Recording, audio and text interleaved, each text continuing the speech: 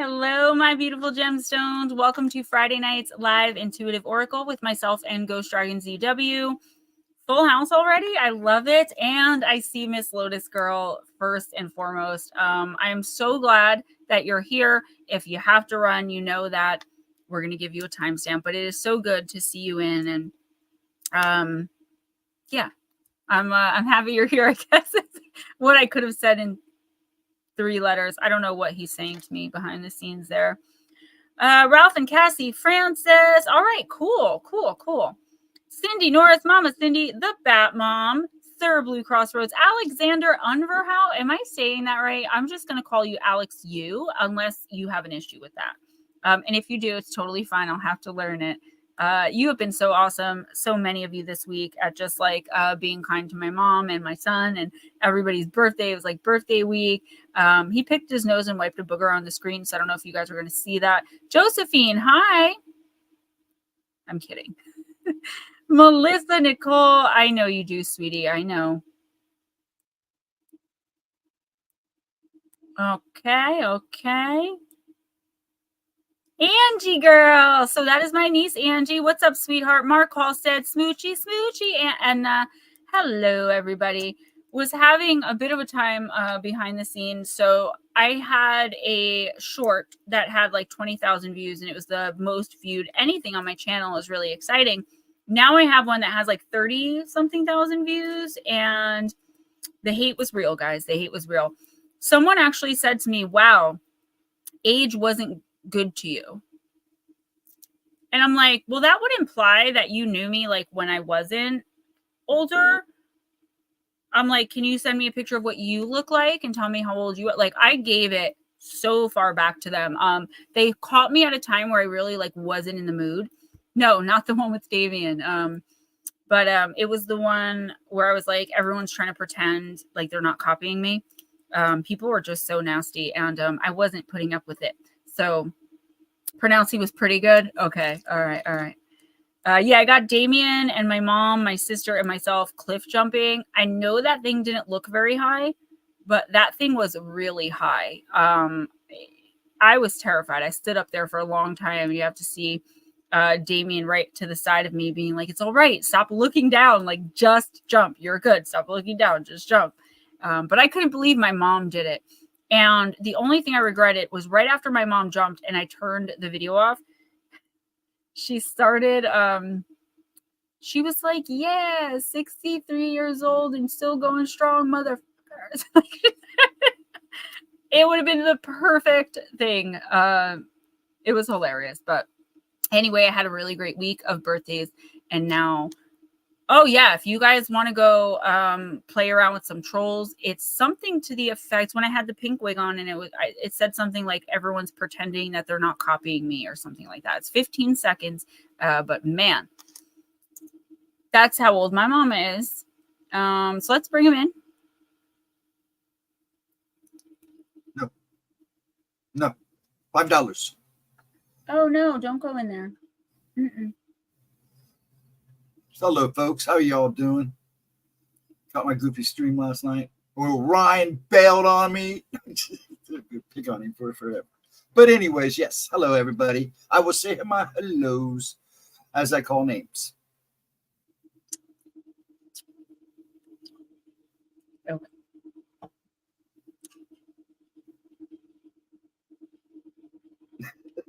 I'm not going to say that. Status mug. It's the last one. I gotta tell you why. I have 5 of them. The green one you sent me in this one. And I sent the all pink one. So this has like the flamingo pink. All pink, light pink. I sent to a friend as a part of like her super expensive gift box she ordered from me. I just put it in as like an extra gift. The teal one I got RJ, he dropped it a very short distance, and some of this part just flew off. It broke, but you can still use it, but it's like chipped. Then the red one, my favorite one, dropped a very small distance, and I have a picture of it. The whole top shattered out of it. So I'm like, okay, 1, 2, 3, 4 out of 5 of them, 2 of them completely broke, and they're $50 mugs. So I'm just going to go to the Yeti. But this one is kind of pretty. That's what I use. Matches my nails today. So I figured, why not? Hello, Alexander. Hello, everybody. But how am I moving slow? Yeah, my hellos. Do your thing. I'm waiting when you're ready. No, someone's like, Gemma moving slow on purpose? No, I don't think so. What are you talking about? I'm not moving slow at all. All right. Who's first? Lotus Girl. Yes? Yes. All right, Lotus, I'm using Queen Maeve. I thought you meant I was taking a long time to like start the readings. I'm like, don't I always take this long? Yeah, you do. We had so much fun yesterday. I want to join this place so bad. So it's pretty pricey for 6 months, but if I was contracted, I'd be able to afford it. But the thing is, RJ gets in free and I could bring 2 guests and the guests only have to pay $35. And they're not just open in the summer because they have like a gym, an arcade, indoor pool. It's a hotel. So I'm definitely going to be saving my pennies because I really want a membership to this place. And it's close enough that I can Uber.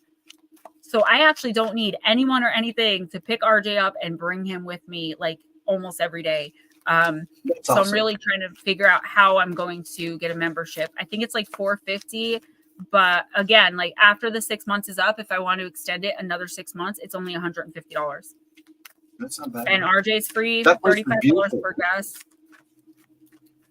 Oh my God. And that wasn't even half of it. I didn't even get to try the gym. You know what I mean? I was so bad. I was on RJ's time yesterday. I was making sure he had an amazing day. Good time. Pop, I showed Pop your video of you jumping off the waterfall. And he goes, that's nothing. Tell him to jump off an aircraft carrier. I am so afraid of heights. If I'm lagging too much, guys, and you can't hear me or anything, let me know. So far, I've had no thing from my Wi-Fi. So, yeah, we all have to hang in there, guys, because listen, if it's not our bodies, it's our minds. And if not our minds, it's our spirit. And some people have all of it going on. And we're all just trying to survive this poop storm that, you know, the sleepers have created for us. And if you believe in energetic vibration, then you know that the energy is dank. I don't know how else. It's just bleh. And the only way we're going to turn it around is by being our best selves. Now, that doesn't mean our best selves that we can be, just the best selves that we can be right now, right? In this moment with everything going on, being and doing the best we can. All right, Miss Lotus, roses have thorns, card number 32.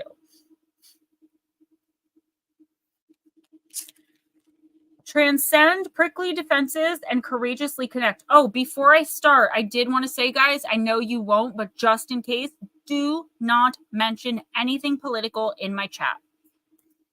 I would just, I would appreciate if you don't, because I will block whatever you say. So just don't even pretend I didn't even say it. Don't even talk about it. Because I'm fiery about some things and I don't want to discuss them here. It's not the platform. All right, Lotus. A rose's thorns are not proof of her sharpness, but of her voluptuous sweetness that is too rare, too full, and too generous to go unguarded. Similarly, many precious souls were gravely wounded in their past, causing them to erect daunting defenses against people or situations that may otherwise wound them yet again. You are one such soul, or you are presently encountering the barbed barricade of such a one. Or perhaps both of those statements are true. Make sure my niece, she has to leave early, I think. I'll ask her. For those with emotional scars or wounds, love is often hidden behind formidable iron, bars, locks, safes, and swords. Or, to use yet another metaphor, a maze. Like a labyrinth of cold metal, a relationship can take time to navigate from its austere outer rim to its welcoming innermost heart. If you are determined and lucky enough to finally reach the center, it will likely look very different than the place where you began, warm and safe rather than cold and hard. To come full circle with our metaphors, you will have endured the thorns long enough to discover the rose. While a prickly dynamic may be showing up for you, Lotus, in a romantic relationship, it can also show up in friendships and work relationships, and even with regard to your personal goals and desires. Your hackles may rise anytime you are afraid of getting hurt, abused, disappointed, slightly slighted, embarrassed, or abandoned. Of course, this is just as true for others as it is for you. You'd be wise to ask yourself, who has their defenses up in this situation and why? Is it you? Is it someone else? Is it both of you? Don't stop looking when you discover the thorns. Look further, for the rose is there as well. Have compassion with yourself and others for past pain that has lent itself to these forbidding defenses, but don't continue to give your power away to the illusion that such defenses are all there is. Place your attention not on the prickly thorns, but on the velvety softness of the rose, even if you can't quite see it yet. Breathe into your heart and be brave enough to let its radiant vulnerability shine. Your heart's light will open up the heart of the other, the person, the group, the situation. Then you will see truly, be seen fully, and deeply connect. Know this: love is more important than safety. Vulnerability is more precious than power, and true courage is never the protective prick of the thorn. It's always the fearless generosity of the rose. So, Angie, girl, if you have to leave early, let us know. I know sometimes you do. Sorry, guys, allergies. So, okay. Just made a weird noise with my mouth.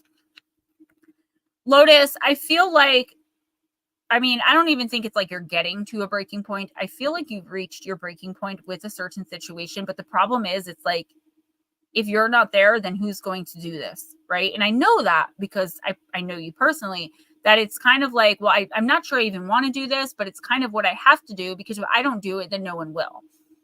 I feel like, and I've been telling you this for a while, that it is time to move forward with what's in the deepest part of your heart for you. And this could be with your romantic relationship, but I honestly think it has to do with your job. Now, I know that just like in relationships, we can't just pick up and leave most of the time, right? Nor do we want to. We want things to be evened out and smooth and settled.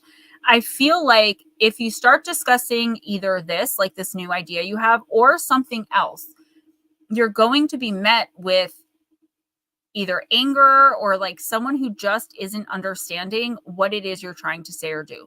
So miscommunication on a lot of fronts, particularly in the next week or two. But this isn't like, miscommunication with your boss or something. This is personal. So this would be like with Porky, with one of your kids, something like that. I feel like you're just trying to explain yourself, explain your goals, your hopes, because you are moving out of this energy of, if I don't do it, no one will. You're moving more into an energy of thinking that about yourself. If I don't achieve this goal soon, when will I ever be able to do it? And even if you're not feeling that way right this moment, Lotus, I feel like that energy is coming in the next couple of weeks where you are feeling almost like frantic about being your own separate entity from something or someone else. I also feel like you're feeling very either unappreciative or unappreciated, or just like to the point where it's like, enough, like I've done enough. I'm always the one doing everything, these types of feelings that all of us go through from time to time. But it's like, it's so built up because you don't want to be the person that's like, I've done too much for you, because it sounds selfish, but at the end of the day, it's not. So Lotus, what I want you to do, or what Spirit wants you to do in the universe in the next couple of weeks. What's up, Valerie? Thank you for coming in. So good to see you. And I hope you stick around. What you're being moved to do in the next week or two is talk openly and honestly about all the issues you're having in whatever situation it is. So if you're going to sit down, see, here's the thing. It doesn't matter, like Porky's sick. And I'm not saying it doesn't matter he's sick, but you should still have the right to talk to him when you feel like you're doing too much, when you're doing things that you feel he kind of could do to take the load off a little bit. Or like, if you feel like, for example, you're doing too much, like running errands for your one kid who has a car and is perfectly capable of doing these things themselves. That's just an example. You are doing too much for others and not focusing enough on yourself. And I know with everything you're going through, it's like, how could I possibly only focus on me right now? How selfish would that be? But you have to think about it in terms of how much of yourself have you already given to all of these things? The reason a lot of things, that's so awesome, a lot of things aren't working out for you in all areas of your life for a really long time, I feel like that has to do with the fact that you're not being genuinely, authentically true to yourself, right? You're going with the flow. You're making others happy. You're caring for others. And while those things do make you happy because there's no pushback on that when you're doing, you know, the pushback is going to come when you finally decide in the next week or two or in several months that like you have to remove yourself from this, whatever it is. And again, I do feel like it's the job. I've been rambling a little bit. It's the first reading, but listen, be honest with yourself and with others about where you intend to be in 3 months, 6 months, 9 months, a year. Okay. Be honest with yourself and with others about how much you're willing to take on. When people start pushing back at you, and they will. Oh, NEDR, I forgot to mention that. Hold on. When people start pushing back at you, and they will, you need to stand your ground.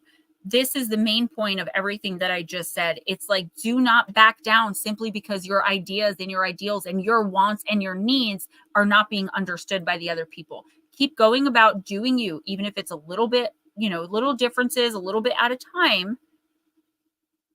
People will eventually get the message that you're not backing down. You need to do whatever this is for yourself. And this is going to open up a whole giant ball of light for you to bask in, right? You're going to feel physically better, mentally, emotionally, spiritually. You're just going to feel better all around and more stable if you start focusing inward instead of giving all of your energy outward. So New England Dart Roadie, I forgot to say this, and I did change the heading and it still looks the same. New England Dart Roadie last week jumped in chat with my permission, because I think he's an amazing diviner and or divinator, maybe it's called. In September, when I'm back to full time, I'm actually going to have him physically on the show. But for now, he's like, why don't I divine yes or no questions for the people in the chat as you do the reading? So last week, it did not distract me at all. It kind of gave y'all something to talk about. Chat's just getting started right now, NEDR, but we appreciate you. So if you have yes or no questions, please feel free to ask them. And he has my stamp of approval. I trust him. I know he is actually divining the answers. I know he is actually connected. I've seen him do it. I've gone to him to do it for me. So take that for what it is. If you trust me and my word, trust him that he is giving you the right information that's coming from spirit. At that, Roger, anybody else that I missed, hello. It's a slow start. I'm still like, I didn't have a lot of time to really open. So there's a lot of extra coming in. But that's okay. We'll weed through it. Roger is leaving already? Yeah, he's been coming and going. He's a man of about town. Okay. Who's next? Valerie, if you want a card, you need to let me know, and I'll put you in and might slide you up a little sooner. But you got to let me know that you want a card, okay? Next is Cindy Lee. All right, Mama Cindy. Let's see what's up with you.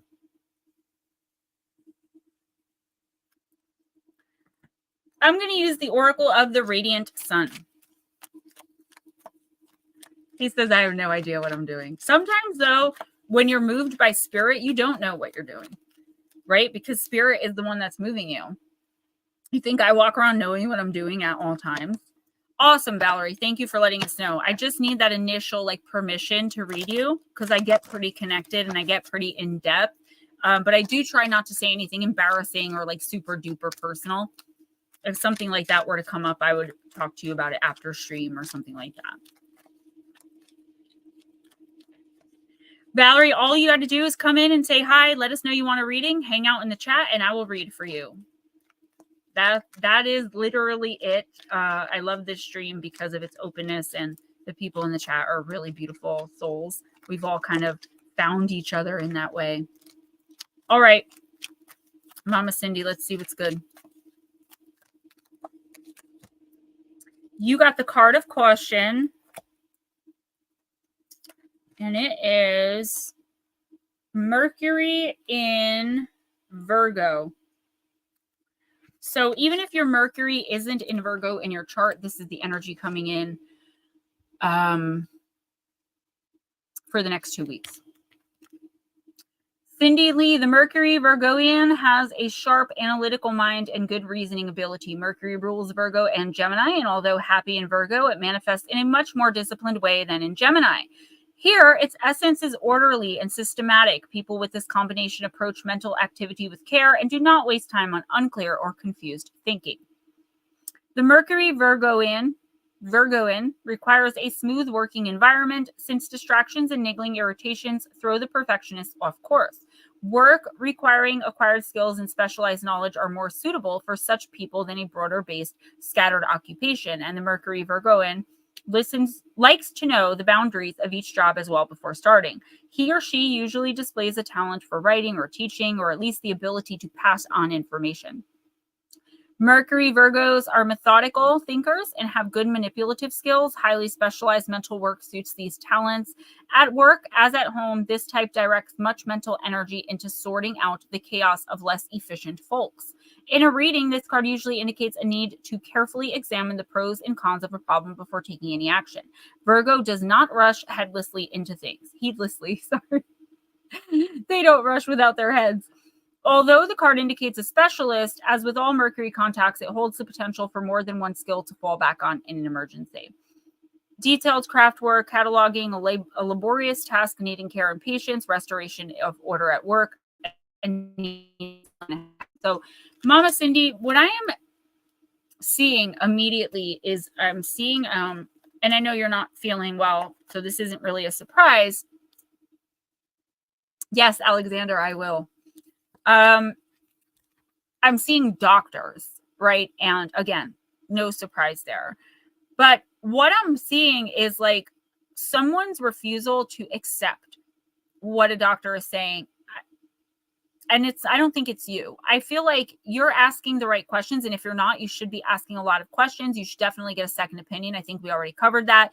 But it's like now you're trying to explain all of this to others. And they're either not taking it seriously, they're not understanding the gravity of the situation of what's going on with you. And thereby they're still acting the same way. So for example, if I found out, something happened to me and I was bedridden for like 2 weeks, right? That would be like my husband being like, you're not actually bedridden. You're just laying in bed because the doctor said so. Get up and do XYZ. Not that he would do that, but that is what this is like. This is people telling you, not your doctors, but people telling you like, this is not really what's happening to you. And the problem that this can create, okay, is that they may be able to convince you, if you hear it enough, that maybe this isn't really happening. So make sure you ask a lot of questions. Make sure you have like a detailed plan of action for whatever may come next. Know like where you're going, what you're doing. And I do see the need to kind of like whittle out people who just aren't going to be supportive, right? So, for example, say it's a mental diagnosis. You don't need someone who every time they get mad at you is going to be like, go ahead, take another pill. We need people who are supportive of our physical, mental, spiritual disabilities or incapabilities, right? Whether they come and go or whether they're a permanent thing, people need to understand and accept these things just as we do. Don't listen to non-supporters. Exactly. It's all in your head. There's something like that. It is toxic, right? So Mama Cindy, I don't know who this person is or who these people are. Maybe it's an entity, like you have a job and like they don't believe that you need to be out of work for 3 months. They're trying to convince you to come back after 2 weeks. Stand your ground, stick to your guns, because if you're asking the right questions and, getting the second opinions and that this is what's going on with you, don't waste your time with people who aren't going to have the decency to be there for you, right? In your time of need. And I think it's going to be particularly like people who you were there for when they needed you. And now it's like, they don't understand, right? They don't understand why you can't still babysit for them 6 days a week, even though, again, you're bedridden, right? They don't get it. You're just being selfish. That is very freaking toxic. And that is not any kind of lower vibrational energy that should be around you right now. You should be surrounding yourself with people who are healed, higher vibrating, because they can bring that energy into your energy. Let it commingle, right? Don't feel bad. And I say this to everyone, and I want all of y'all to listen. Do not feel bad about cutting ties with people who bring nothing into your life. Nothing good, nothing, no happiness, no love. Like if people are not bringing at least some of these things into your life some of the time, why feel bad about getting rid of them? They're literally contributing nothing. And in your time of sickness and your time of need for them to do it, that's even more gross. Girl, bye, bye, boy, bye.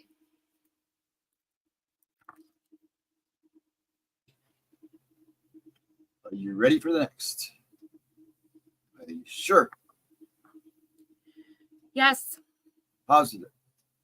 Come on. Okay. Bat Mom. Thank you. You're welcome. Bat Mom, you do have a personal coming. I didn't get to it last Sunday, but you are first on my list for this Sunday, so don't worry about it. I'm going to use Oracle of the Hekatean Path. Let's see what Hecate has to say. Yes, Valerie. And you know what's crazy? You are not the first person in this stream tonight to say that. You know yourself better than anyone else. Yeah. We keep people around hoping that they'll live up to the potential we perceive in them. Stop dating the potential. Stop coddling the potential. If the person isn't aware of or doesn't care about that potential, it's a lost cause. And as light workers, we are attracted to the potential. We see the light. We're just waiting for it to shine. And when it shines, we are finally going to get our recognition.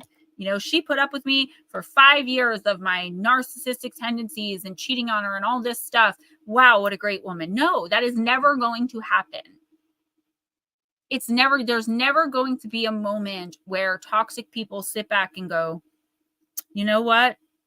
Let me be really good to this person because I treated them so wrong. No, they have the inability to self-reflect. You're welcome. That was fire. Valerie, sometimes I speak about personal situations in the third person, so I totally get it. Summed up my 5 years. But Melissa, I hope that you're still moving on, you know? I hope that you haven't gone back on that. If you have, I'm still here for you, but I really hope that you haven't.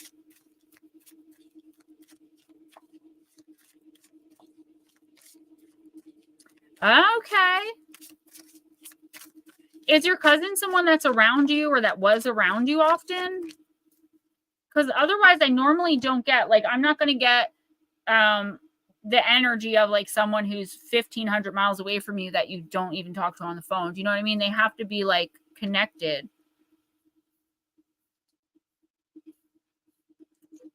Oh, I haven't pulled this one yet, but we all know who this is, but it's spelled different. Okay.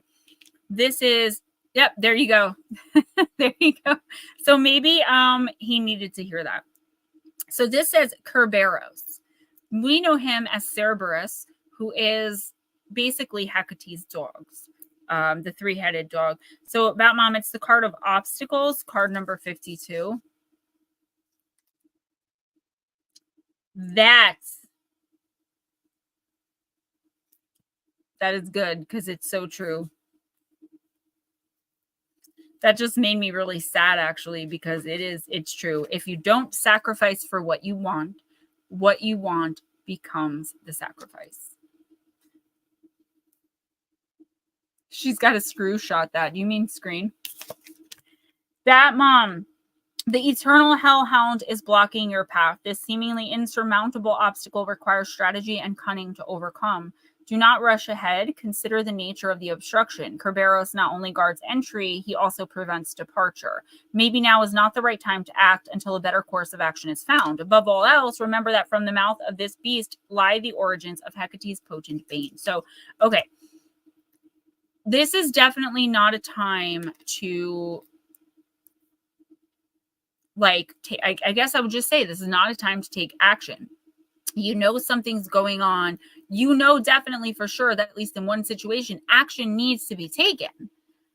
But if you're thinking about it, or like if it comes to you, yes, in the next 2 weeks, this is not the time. For some reason, your energy is not clear. You're not thinking clearly. You've got a lot of I want to say mixed signals and emotions, but they're not coming from someone else. They're coming from you. It's what you're doing with what you're being given. So maybe you're being given confusing, emotion or confusing information, or maybe you're being given mixed emotions, but it's like you're mixing them up even more in your head. So if you try to make a decision now, it's going to be based on this confusing false narrative that's in your head. So like, say you got everything, all your ducks in a row to leave an abusive relationship. I always use that as an example because a lot of people can understand that. this card would be saying, don't do it yet because you're missing a vital piece of information, right? Something actually could end up changing in the next week or two, where if you take action right now, it's like the worst thing you could possibly do. And I know you may feel like things can't possibly get, anywhere. So why not just do what I need to do? It can get worse. And if you act now, particularly without thinking in a specific situation, it will get much worse. It's insurmountable. So you need the universe's help. Open up to the universe. Open up to your team. It doesn't matter if you feel silly. It doesn't matter if other people don't understand it. It's between you and your team. It's your spiritual path, your journey, and you're the only one that can walk it. So regardless of what anyone else says or thinks or does, and I know that's hard because we're kind of like trained growing up to like care what other people think, and you just can't do that, mom, in this situation, okay? You can't care what other people think. You really shouldn't be listening to what anyone else has to say. This is something you have to figure out in your own head. You have to clear your mind.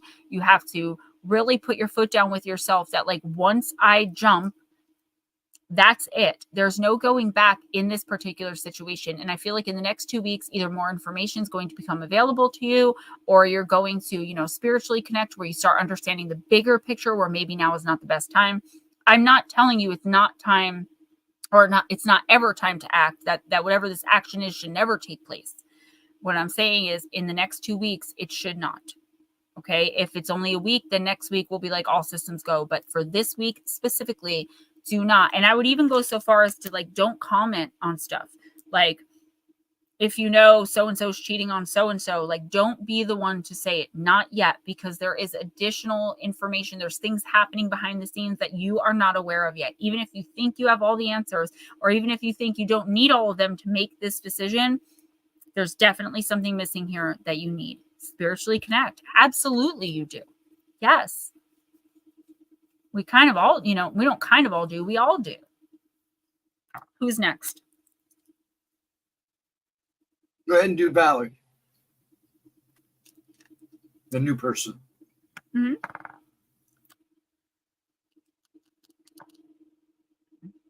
Valerie, I'm going to use Alice the Wonderland's Oracle. So, Batmom, you can take some quiet time in a place where you're not going to be disturbed. You don't have to meditate. You can do guided meditations. There's a lot of good ones on YouTube. You're so welcome, sweetie. Thank you for coming in and showing your support. They do help because I use them, but really you just go and you're in quietude and you just say, like, I need help. I'm calling my spirit team, my spirit guides, my angels, my ancestors. I'm calling all of you guys in to help me figure out this situation because I am lost. It's the same thing you would do if you believed in God and you needed to pray for, clarity on something. Only you're asking the universe to do it. You're asking the entities that know you best, your team, your guides, to help you make these decisions and to reveal the information to you. And they will, but they cannot step in. They're waiting on the sidelines. They absolutely cannot step in unless they're asked because of free will. You have the free will to ask them to intercede, and you have the free will to tell them to back up. Valerie, me too. I absolutely love this deck because of that. I love the movies. I love the story. I can't say I love the movies. I love the story.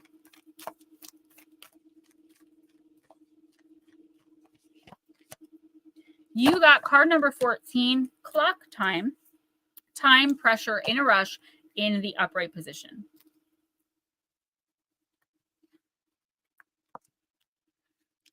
Valerie, oh, my ears and whiskers, how late it's getting. We are a long way from seasonal time, from the ebb and flow of the tides, the cycles of the moon, the rise and set of the sun. Instead, we, like the white rabbit, have watches and clocks which tick and tick to mark the passing of every second. There are times when you need to move quickly, when you have appointments, deadlines, or important responsibilities that need to be completed. When you are amidst such activities, you will be consumed with them. You may become anxious, short of breath, hurried, and rushed. It may seem that you need to move faster than other people do. This can lead to stressful, heart-racing moments, and when you are reactive like this, you are less capable than when you are focused, calm, and clear. Batmom, same for you. Even though it's true that you must meet a deadline, you must take a moment to slow down so you can attend to your responsibilities. You're in the midst of a whirlwind. Be the calm, the eye of the storm. Put to rest the urge to worry, to fret, to rush until your work is done, and the need to impress those you wish to please. Work carefully, clearly, and with focus and intent. See a sunrise, bathe in moonlight, notice the leaves changing color if they are, and you will work faster than if you hurry and get caught up in worry. There is no need to rush. Just look at it as if you're taking your work as seriously as it deserves. Pull back, stay calm, have a plan, and stick to it, and everything will be fine. A time of stress and added workload, increased responsibility, feeling it's too late to pursue your dreams, feeling pushed to complete too many tasks at once, an inability to say no, insufficient support, the urge to rush. This could be a time of dynamic opportunity, but you must take charge of your own workload and do what must be done. It's time for one last push. So Valerie, this doesn't necessarily have to do with like a job, like with work.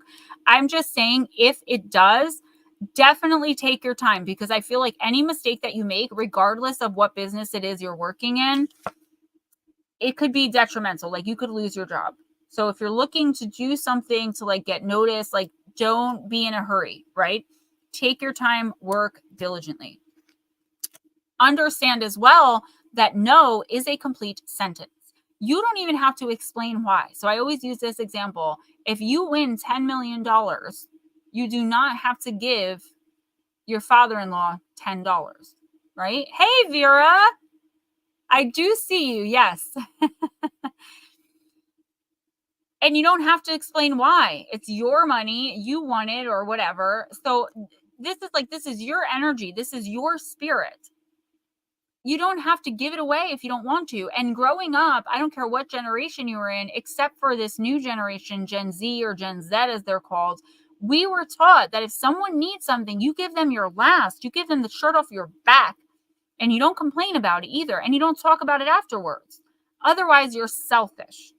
It's selfish to say, no, it's freezing cold outside. I need my shirt, but let me help you in some other way, right? And that's exactly what's happening here. It's like these generational curses and bonds are binding you. You were taught one thing, and I feel like a lot of it was self-taught, right? You taught yourself that it's not okay to say no, because then someone will be mad with you, or somebody might not like you, or whatever the case may be. And everyone in here almost can tell you that we're people pleasers, and you shouldn't. Maybe in a particular case, like it's okay to do, but for the most part, you should be focusing on yourself. And this card is telling you, like, no matter what you may be thinking, in no area of your life are you running out of time, at least in the next 2 weeks. The universe and your team are screaming to me, like, and they usually do when it's someone's first time that I'm reading for them. It's like, it's actually time, not for you to push forward and rush forward into something or out of something, but for you to sit back, relax, and analyze the situations that are in front of you, even if it means like literally writing down the pros and cons. You are in a position where you understand like what will happen if you take choice A or if you do choice B, but I don't feel like you're actually in a position to put into action, like doing what you need to do. It's another case kind of like with Batmom where you may not have all the information. I do feel like I keep hearing TikTok, like somebody's rushing you, trying to rush you into making a decision, or trying to rush you to give them an answer about something. If you don't know what I'm talking about, in the next 2 weeks, you will. They may not be coming right out and saying it, like, hurry up, I need to know. But, someone asks you to borrow $5,000 and you're thinking about it, but you need a week to like think about it. They're not calling you every day saying, oh, how about my money? But they are messaging you every day. Like, hey, what are you doing? Now, this is a person you've barely spoken to. You definitely, that they're kind of like trying to put the pressure on you to make this decision about the $5,000. There's no need to have people like that in our personal space. I feel like in the next week or two, Valerie, the best thing you could do is anybody rushing you or anything you feel rushed to do, put it on the side. It's going to be really hard because you're feeling that like, I've got to do this. But I feel like if you don't properly think it through, again, as I said with Batmom, you're going to end up missing something and making an incredible mistake that you may not be able to come back from. At a crossroads, don't make any major decisions this week, okay? There is plenty of time. Really feel out with each direction. Again, what are the pros? What are the cons? This is not a game. This is not a joke. This is your spiritual quest. Like, this is your mission. Are you going to walk away, or are you going to stay in whatever this is, however it pertains to you? That's a huge decision, because I feel like whatever you decide, if you decide right, if you take a step back, kind of look at it unbiased, be honest with yourself, be honest about your intuition, all of those things, Valerie, I feel like this is the final step for you to be on your spiritual path, where you're finally like walking your contract. You're living the life you spiritually selected to live. And the rest is just background noise. So you definitely don't want to make a rushed decision. You also don't want to rush to judgment. Okay. So there's a lot on your plate here, but there's also a lot at stake. So please make sure to take the pressure off by telling yourself that you have the right to take a time out. You have the right to have all the information. Okay. These are basic human rights, right? Spiritual rights to be in our own energy and act according to that, regardless of who likes it and who doesn't. Yes, Vera, I'm so glad to see you. I was heartbroken. I'm like, I don't block anybody. I don't know what's happening. I do not block people. One person I was trying to block before stream, but that's because this person is harassing a friend of mine, and I'm just not going to let them do it through my stream. But I don't block people. I think it's ridiculous. Lotus, thank you. She said, shout out to Gemma for predicting my insurance would be okay. And our police list situation got fixed. And we got the towing reform I wanted. So I kept telling her, I'm like, I know this sucks now, but like in 6 months, 8 months from now, you are making changes. Something outside of you is going to change. And like, that's the reform. And with the insurance, thank you for that validation. I do appreciate it, because I know that that was like 6 months ago, actually, that I told you all of that. And that was a long time to have to wait, but I hope that it was worth it, because you got everything that you were looking for.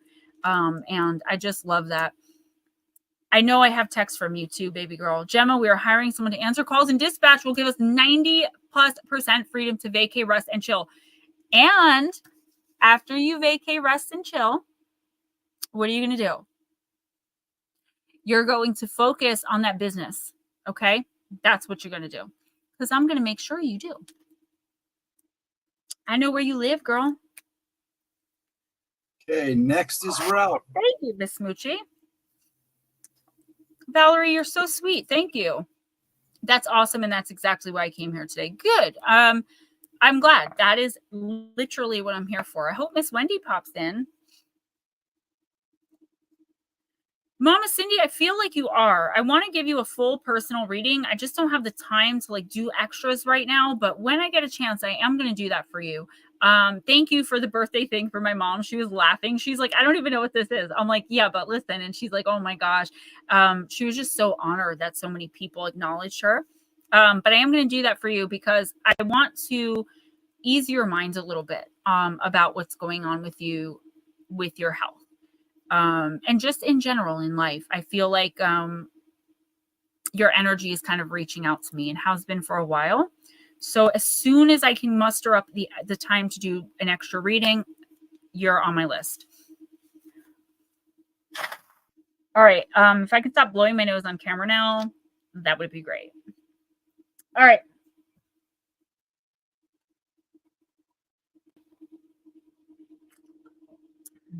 NEDR, let me think about that. I will. Who's next? Said Ralph, but you were gabbing. Of course I was yapping. NEDR, I actually do. Give me a minute or two, because I was thinking about a couple questions for you.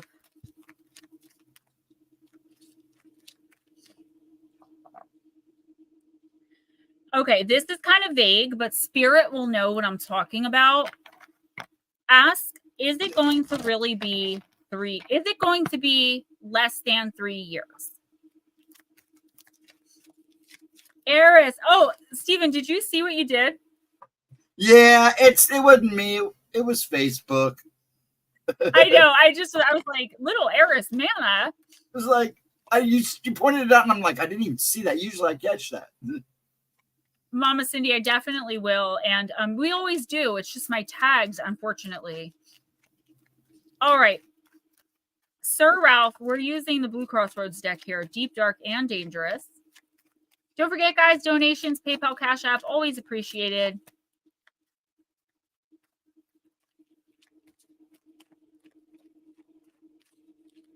Oh, Valerie, oh. Smoochie, I don't know, you were definitely here a couple weeks ago when that happened with Steven and I started reading for Nut Slap, and he's like, no, I mean Nutter. And I'm like, you're saying Nutter. That is the question. Spirit will know what I'm talking about, and I'll tell you later in private. Ralph, you got card number 19.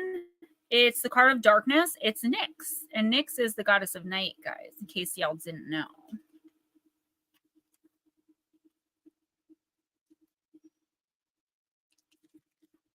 Yeah, you do. All right, Ralph, the darkness is necessary. It is the place of possibility and of rest. It is natural and beneficial to experience some cycles of darkness. You can illuminate your way through dark times. Not everything unpleasant is evil. Ralph, the embodiment of the night is the goddess Nyx. She was one of the primordial or original deities emerging at the very beginning of the universe. Her fathers were Chaos and Orphanus, one of the oldest of gods. She fell in love with Erebus, darkness, and created Aether, light, and Hemera, day. She self-created the infamous three fates, the Morai, as well as Apathy, deception, Dolos, nemesis, balance, and retribution, the Charis, the Hesperides, Oases, misery, Momos, doom, the Onorani, nightmares, Hypnos, sleep, Thanatos, death, Phylates, friendship, Jairus, old age, Eris, strife and discord, my goodness, and Charon, the ferryman of the underworld. In the Orphic tradition, Uranus, the god of the sky, was also a child of Nyx.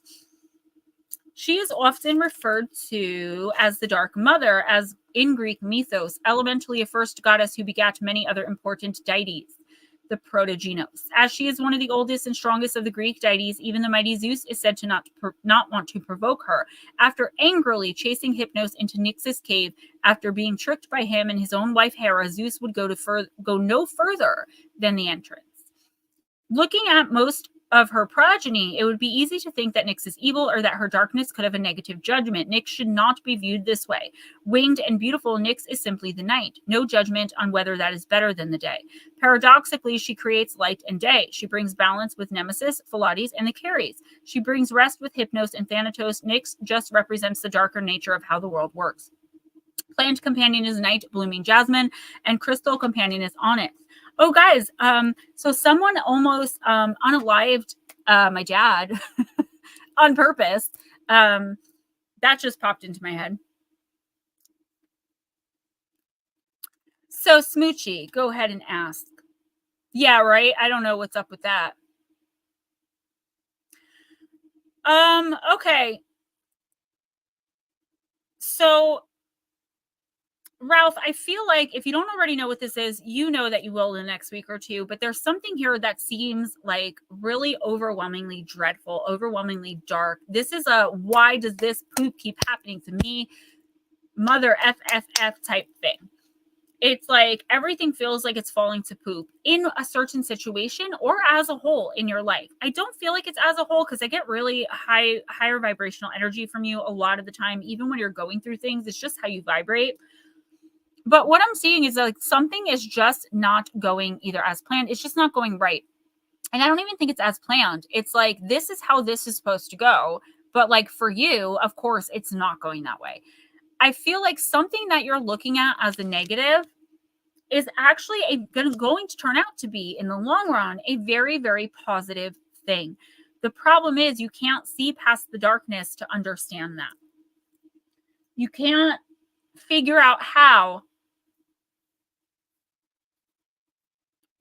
this terrible and horrific thing that's happening is going to serve a good or greater purpose. So this is like, you know, I can't even really think of like, you know what it's like? It's like learning lessons in the long run. So my addiction almost took me out. It almost killed me. That's what I needed to hear from someone other than like my team. I'm sorry. So it almost took me out. It almost killed me. At that time, I could not see how that was going to end up being a good thing at all, right? How could it possibly? Every single day, multiple times a day, I almost unalived myself. It ended up being, now I can see 6-7 years later, a great thing because now I help other people. I know what not to get involved in. I'm very protective of my energy in that way where I don't go around certain people or go to certain places.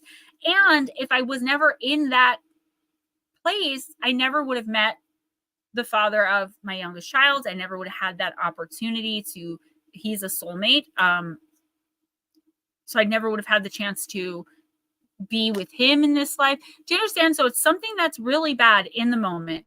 But if you can just wait a little while, and I'd say a couple of months, I don't think it's going to be years. I feel like a couple of months from now, you're going to be able to look back on whatever this is, this falling apart or this failing or whatever it is, and be like, oh, poop. Like if that never happened, I never would have XYZ.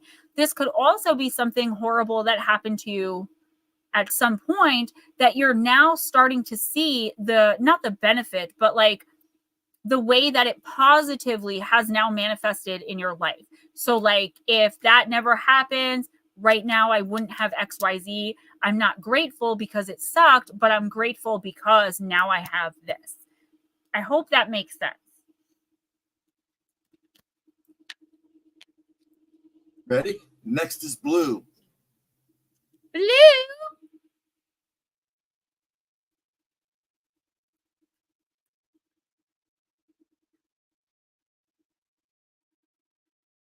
Smoochie, you said you had a question for me.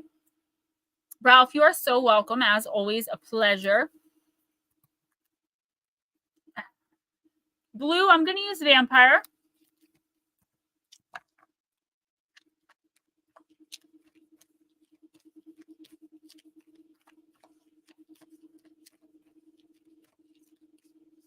So what is it? Did you ask it already and I just didn't see it?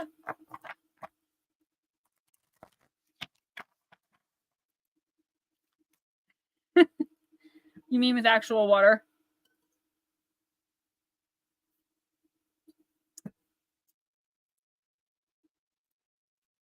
I got to get that little sparkle. Ding.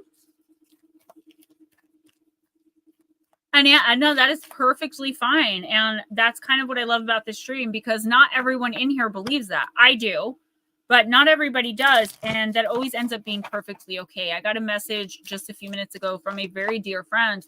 And they were like, I hope the difference in our politics doesn't make you like go away from me. And I'm just thinking, I didn't even know this person's politics. I don't ask because it doesn't matter to me. What matters is how someone treats me and who they are as a person. You know what I'm saying? It's not about politics or who you choose to love or, what you do for a living. It matters who you are inside. And I mean that in the really, really like most genuine way possible. Do you believe these entities of goddesses and gods are just as real as your God? Do I believe they're as real as God, my God? Yes.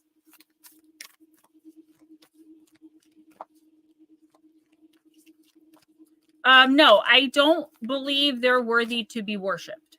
That's the difference. I don't worship any other God. I accept them for the roles that they play in the cosmos, in creation, but I do not worship them. No.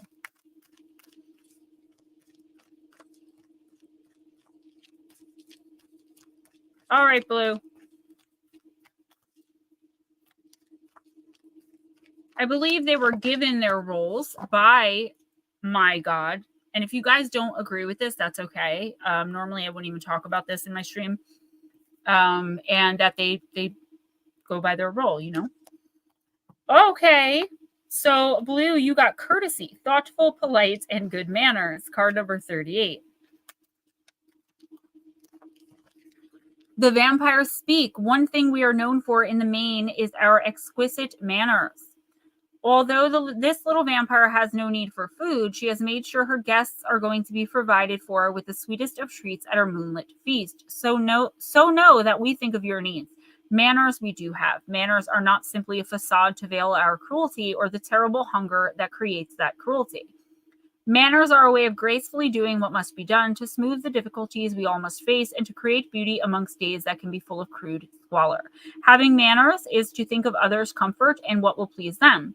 This card we bring to you this day speaks to you of the need to, under the current circumstances, to speak the truth, but to do so with grace and diplomacy and the least offense possible. This means to work out what it is you wish to achieve in the forthcoming discussions and how to best appease the offense, which has already flared. With manners, diplomacy, and thoughtfulness, you may still navigate this treacherous stretch of your life. It is worth being kind, truthful, and graceful. In many of the nations in which we have traveled, we have noticed that hold on a minute, I'm sorry. We have noticed that in those which have manners, gracefulness, and dignity, there is a great deal of honor, and there is often harmony amongst people living in even the most difficult and testing of circumstances. Manners are not insincere within themselves, although they can be when used to mask hostility. But the crime there is hypocrisy. The time has come to marry up grace with truth and consideration. Use the beautiful magical gift of your good sense and your charm, and watch doors open and problems dissolve with newfound understanding.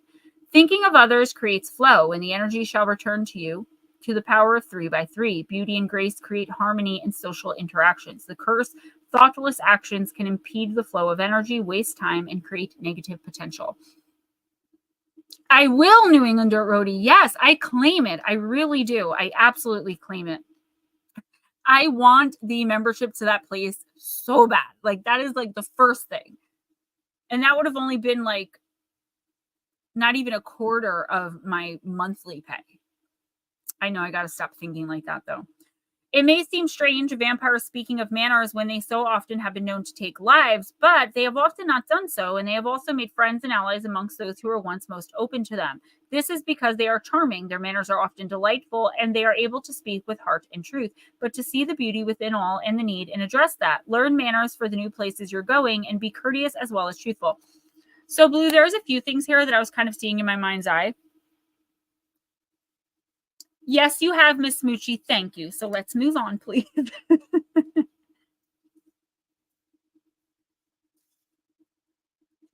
I want to avoid those discussions because I don't want to get riled up. Like, they don't have a place here. This needs to be peace and light where people can come in and vent and be open and honest with sometimes complete strangers and feel safe enough to be vulnerable to do so.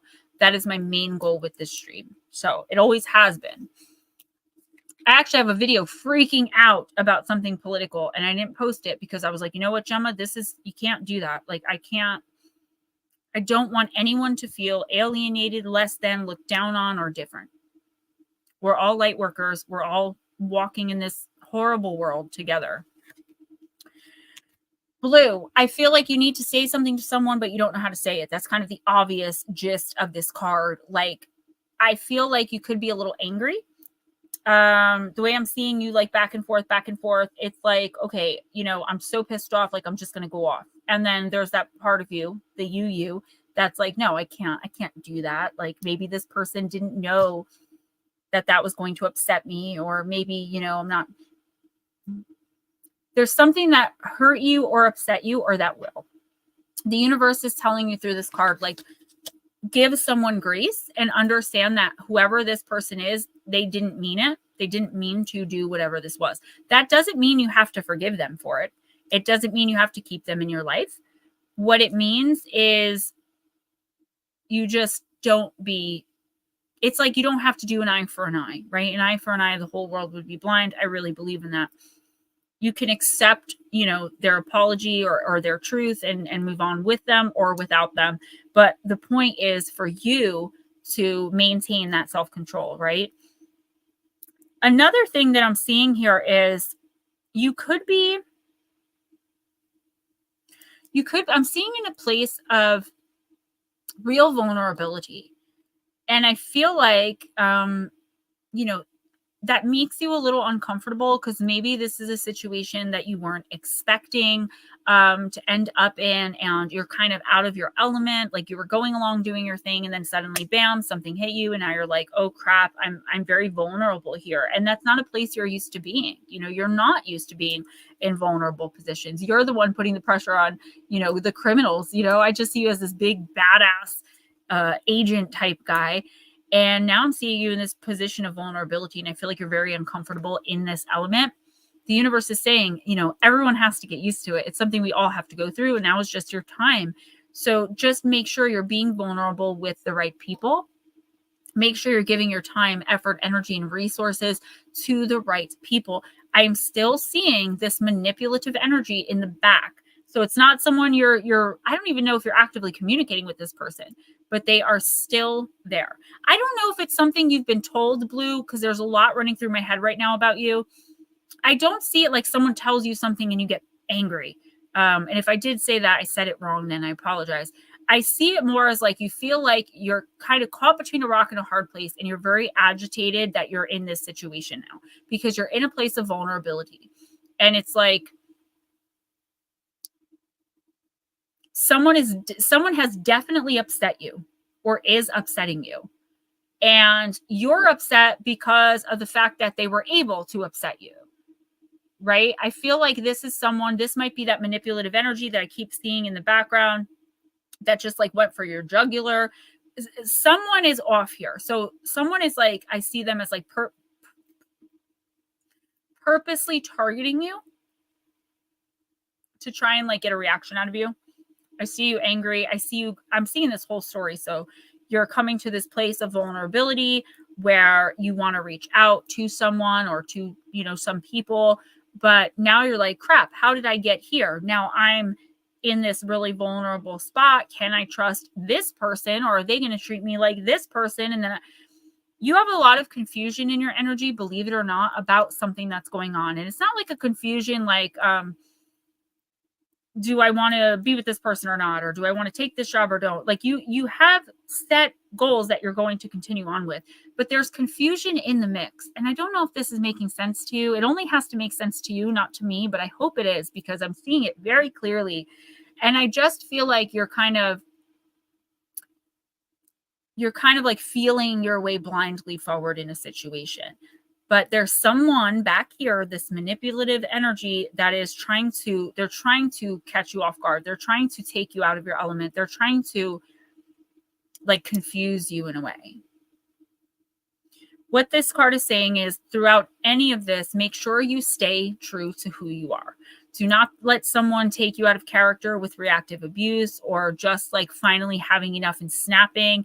You're very good at like maintaining level emotion. It's going to be, for whatever reason,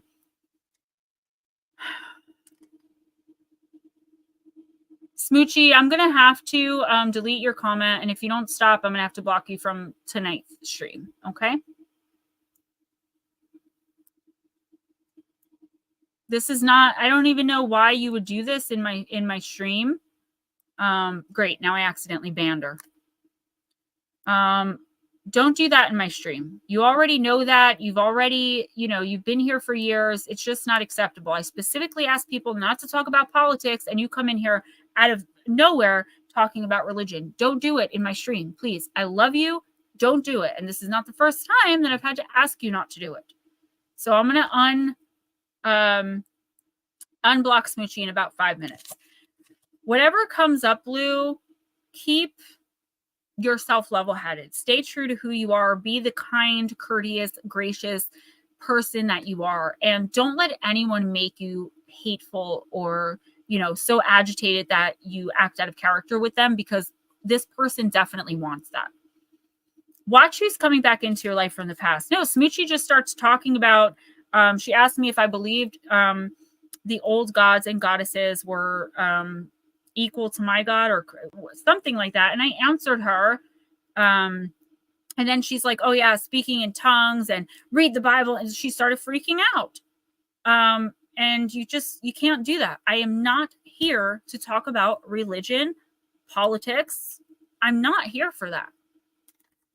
If you guys give me a minute, now I have to stop what I'm doing and go take time out of my stream to unblock her, because I went to hit delete comment, and you know how like it jumps. I hit the ban. It's just unacceptable. I literally said, don't do this. And that's what makes me so mad. Like, we're all adults. I probably did, Bat Mom, miss some of the conversation, but you know, she even said, I've got to take a time out now. I don't want it in my stream. We're adults. We need to normalize understanding that we don't have to all believe the exact same things to be able to get along. I love Smoochie to death. Absolutely. And I did not mean to ban her. I just meant to block her. I don't want anyone else's stuff put on me, and I don't want to put my stuff on anyone else. We're all here to have a good time, and if I misunderstood something, I'm sure she'll tell me afterwards, but I only saw what she was saying, and I know how she gets, so did not mean to ban her, so I hope that she's on the list. And I don't see her.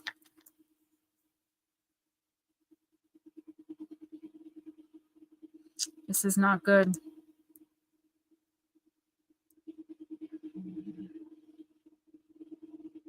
I'm so sorry, everybody. Just give me a minute here. There she is. It just can't happen. No, don't. No, it's okay. It's Smoochie knows what she did. It's all right. But no, Annette, it's not your fault, because you're allowed to answer and you're allowed to have your own opinion that differs from hers, right? You don't have to agree that there is no God or whatever it is Smoochie believes in. And she knows how she gets. So for her even asking that question, I feel like it's like insightful, not insightful like it provides insight, but like inciting something. Like she was looking to incite something. And she probably was, you know. And Valerie, don't be sorry. It's okay. We are allowed to all disagree. In my chat, it's a place of peace and love and light, and a place of no politics and no religion. It's especially now in this environment. It's too divisive. The political climate, no. Sometimes I wish I did get into politics. I'd probably have 1 million subscribers right now. People would love me and absolutely hate me. But I'm here because I was moved to help people spiritually. So I love Smoochie too. She drives me crazy, but I do love her. Inciting riots. Yeah, that's what she does. She even said, I'm going to take a time out. So hopefully she's allowed back in. I did unblock her, but sometimes it takes 24 hours. So hopefully she'll be okay. All right, who's next? Alexander.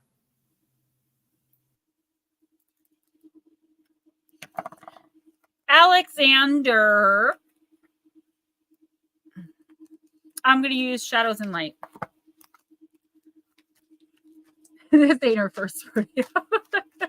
Exactly. No, you guys are fine. We're fine. Banned on Weather Channel. I don't know. We're all going through something, right? All right, Alexander. Yes, it is. It is a good combo, Shadow and Light. Thank you, Miss Cindy. You got Fairy of the Highlands. It's time to be brave. Card number 20.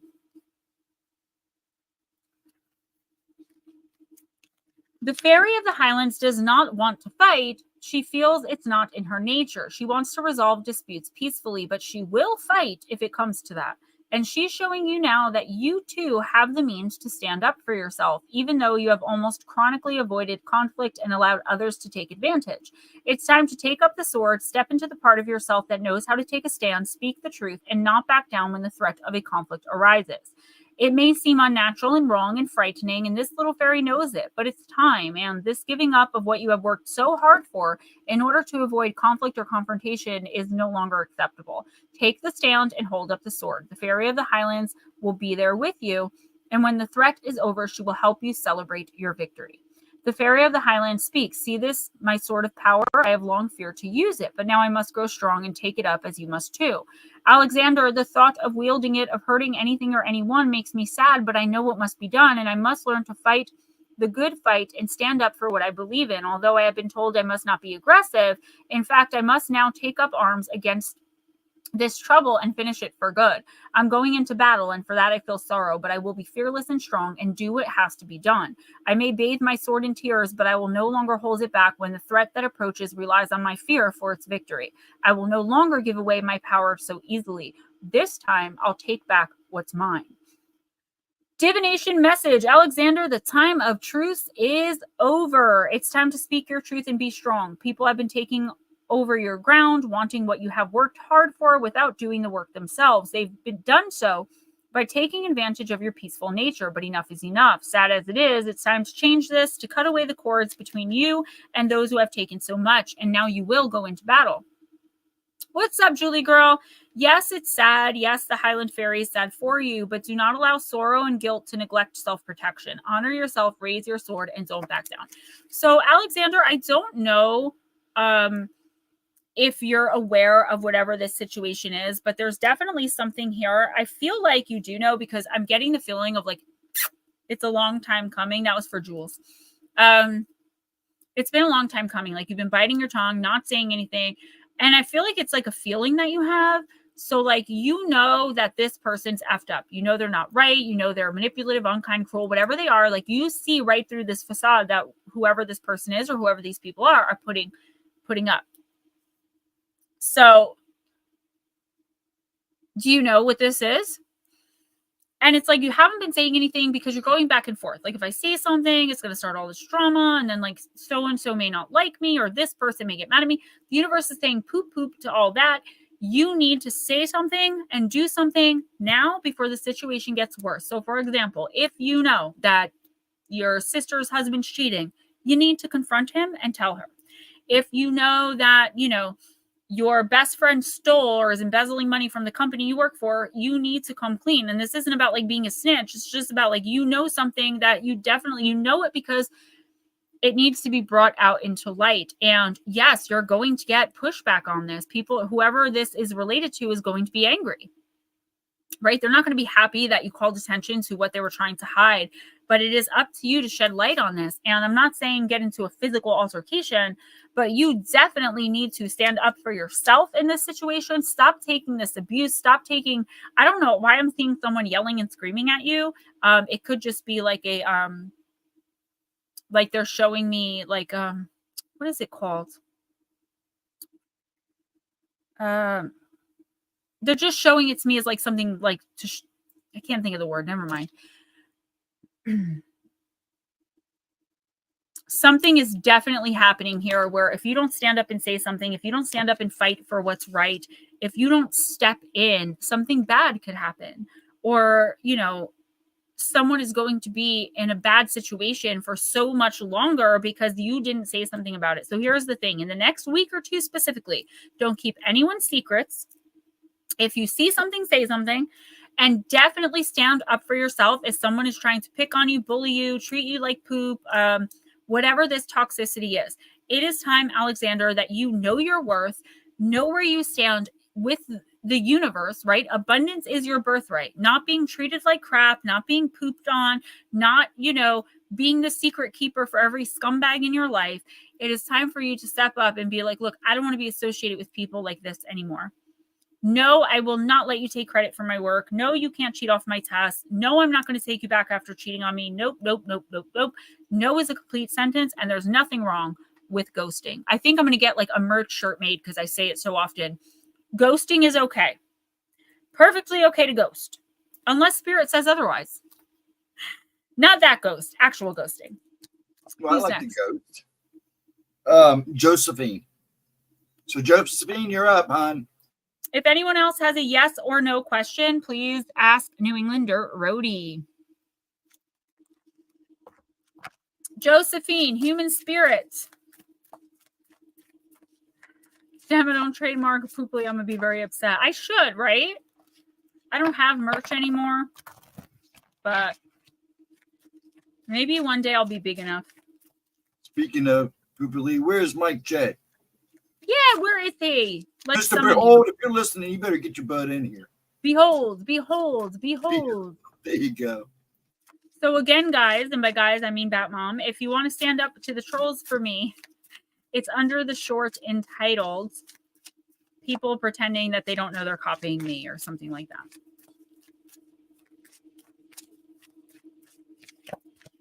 That's hot. Winning.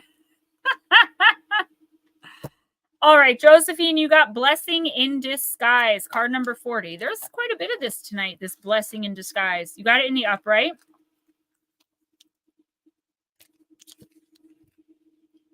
Oh, no. Did you just lose that toxic person your loved ones have been warning you about? Guess what? That is amazing news. Or perhaps that dead-end job has sent you packing? Hooray! It's time to celebrate. Josephine, sometimes we cannot see an opportunity for what it really is. Have you recently lost a job, been turned down for a gig, or bombed on a date? Then think of it as the universe removing something from your path so that it can send you what you truly deserve. Sometimes we become comfortable or feel unworthy, so we stay put, afraid to look for blessings. Now is the time to think about what change you could benefit from that might feel a wee bit uncomfortable. We absolutely know it can be terrifying to walk away from a long-time comfort zone, even if we were miserable there. We ask you to be fearless, be the hero of your own story. Valerie, he'll probably take you up on that, actually. Josephine, yes. So there's two things here. The first definitely is something that you're perceiving, kind of like what I said to Ralph earlier, something you're perceiving as like bad or tragic or something like that is actually in the long run, like the next, I'd say 3 to 6 months, going to work out and be amazing. It's going to be so good. And you're going to be like, holy poop. If that didn't happen, I never would have, for instance, my contract, when I lost all that money and I'm still kind of bitter about it. And if I wasn't so bitter, I probably would have manifested another one by now. I know that I'm going to get such an amazing opportunity that I never would have been able to take had I still been contracted to that company, right? Because I was contracted, I could not write for anybody else except myself and MP&M. I had to exclusively write for this person ghostwriting for them. So I wouldn't have been able to take any other writing opportunities that came in for me. Okay, this is something like that. So if you don't get a job or you lose a relationship or something really terrible happens, I know it's hard. And I'm not saying don't get angry or upset or grieve or mourn or whatever, but like do it minimally, because at the end of the day, this is actually going to work out so much better for you than you could have possibly dreamed, but you're not going to start to realize that for like 3 to 6 months. Also, there is an opportunity that either just came in or that's about to come in where it's like you want to take it, but it would be so much. Like, so for example, you'd have to, you'd have to move. You'd have to leave behind the only home you've ever known. You'd have to, go to a 6-month training course and like relearn something. You'd have to pack up and leave your life behind. But at the end of the day, it would be worth it. But like, you're like, I don't feel like doing all that. Well, the universe is like, why not? You have to get comfortable with being uncomfortable. And until you do, you're never going to manifest the very best life for yourself. And the very best life for yourself is the life that you contracted when you were in spirit in the 5th dimension with all your soulmates and your team. You cherry picked this life, and you definitely did not write into your contract that you're going to remain comfortable in a miserable and terrible situation for your entire existence. It has to change sometime, so why not step in and change it now? You got this, and the opportunity I'm talking about, if it didn't already come in, will come to you in the next week or two, so keep your eyes open.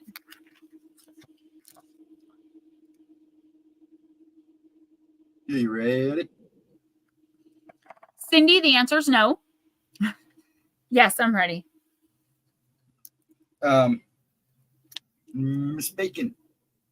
Melissa. Miss Bacon.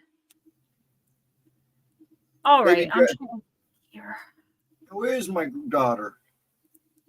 Yeah, where's Baby Dragon? We're missing a few people, actually. Darling Deb's not here again. Well, she had her hands full earlier, so. Huh? I cannot connect with her because, like, whenever she's available, Darling Deb, I'm not available. And honestly, guys, my summer hours are a lot less than I even thought they were going to be. I've got, like, no hours. I want to get... a membership to the place we all went yesterday. Josephine, you're so welcome, and I'll pray for you that it works out. This is amazing news for you. It's just going to right now not seem so amazing, but I'm actually really happy for you because this is a major energetic shift in your life happening in the next 3 to 6 months. So anyway, the place we went yesterday, if you guys didn't see the shorts of me and my mom and my sister and my son cliff jumping, it's a full gym. It's actually a hotel, like a resort. It's got a spa area. It's got like 4 jacuzzis, 3 ice pools. It's got kiddie pools, 3 other pools. One's heated, one's cold. It has a whole splash park in it, a full bar, a place to eat, a place to get ice cream, cotton candy. It is just incredible. They had horses and ponies. Hey, there he is. And the thing is, if I get a membership, I can bring 2 guests at a time, and RJ does not count as a guest. So I don't have to pay for him to get in. My guests will only have to pay $35. But the membership is like $450. And I just spent a couple thousand on my son's birthday party. So, but the membership also lasts 6 months, and it's close enough that I would be able to Uber me and RJ there and back, and we can go whenever we want. And if after the 6 months, I want to renew it for another 6 months and get like the year-long package, it's only like $200 instead of paying the whole $450 over again. And it's also open like when it rains in the winter because they have the indoor pool, the indoor spa, the indoor gym. They have a whole game room. They have PS5s and Xboxes set up. You can play. I mean, it's just so amazing. So hopefully I'll be able to save and get it within the next month before summer's end. All right, Miss Bacon. Really? I was just saying no because she describes her as toxic. Oh, I have a question. New England Dirt Roadie. Is my oldest son's girlfriend going to get pregnant in the next 6 months? Melissa, I'm going to read for you. And then I've got to go pee-pee.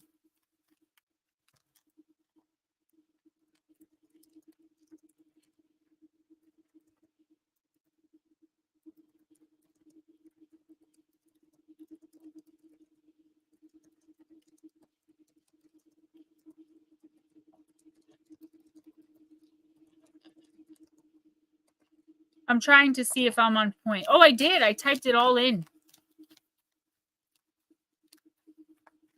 Mike, we were just calling you. Were you listening? Is my niece still here?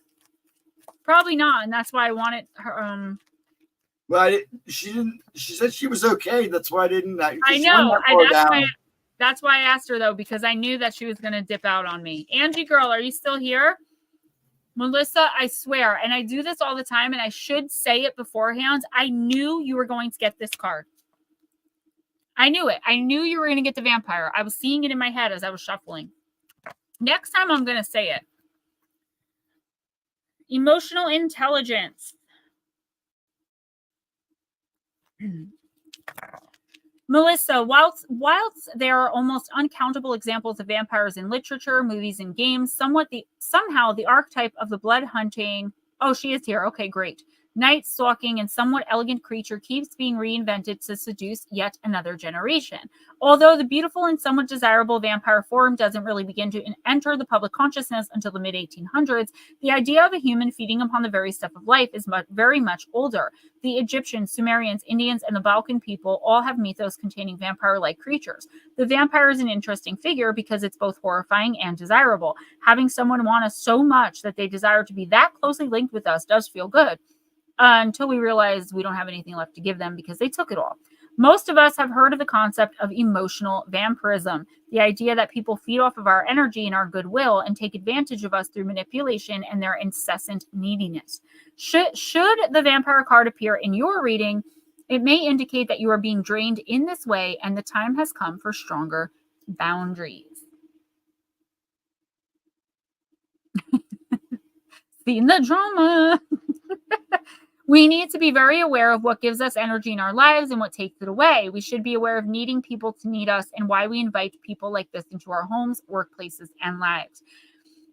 if indeed we have them around us. Developing the emotional intelligence within ourselves helps us defend against this kind of emotional and psychic attack and enables us to foster healthy, equal relationships of all kinds. So, Melissa, here's the thing. This isn't a blame thing, right? Because I feel like I am so healed. Like, I have healed so much. My niece even knows, like, in the last, Angie, when you were 15, how insane was my life? And, like, how crazy was I, right? I was actually known as Crazy Aunt Gemma, we'll say. I'm so healed right now. And like, I'm so to the point where like, I can spot it in people a mile away. Most of the time I don't say anything. Like, I'm not like, oh, that guy's a loser, or like, oh, that girl's a manipulative twit. But I do know it inside, and I do keep it in the back of my head. Like, okay, when's the drama going to pop off with these people? And trust me, I've mastered the art of that, by the way. It's not easy. But the thing is, that doesn't mean I'm immune from being in situations that I shouldn't be in. Because I'm a healed person, I'm now in these situations that the unhealed me created, right? Thank you, Miss Melissa. I would like to think so, at least a little bit. Valerie, thank you so much for coming in. You are awesome. Come in anytime. Contact me, GemmaJadeParanormal@gmail.com, or Wendy has my number. You can text me. Melissa, even if you're not still physically in the situation with this person, they're still vampirically feeding off of you somehow. So you're still talking to them, or they're still reaching out and trying to talk to you. The thing here, though, that concerns me a little bit is that I see more than one person. I don't see this as just the ex, him. We'll call him him. I don't see it as just him. I feel like he like sent out. I feel like people that are connected to him are like pumping you for information to report back to him, or causing little dramas in your life that you don't even realize. It all leads back to him. He still has his claws in you, at least in your energy. Melissa, what I would like to do, not me personally, because I don't really know that good how to do it, what I would like you to do is I'll go on YouTube actually and find it. And if you text me or email me, I'll give you the link. We need to do a cord cutting session, because as long as you and this other person are still alive, he's going to be able to do this. He was so abusive and so toxic, and so how he was, that he actually got into your energy. It's like commingling. So he could be a million miles away and he's still going to be able to vampirically feed.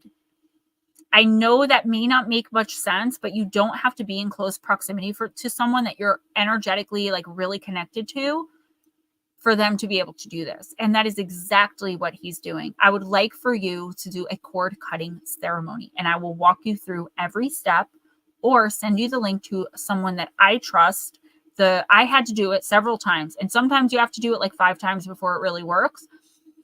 And I'll send it to you, because it definitely needs to be done. As soon as Ghost comes back, I really have to use the little girl's room, and then I'll read for whoever's next. I'm back. I'm sorry, I had to blow my nose. Yeah, and it has more than one meaning, you know?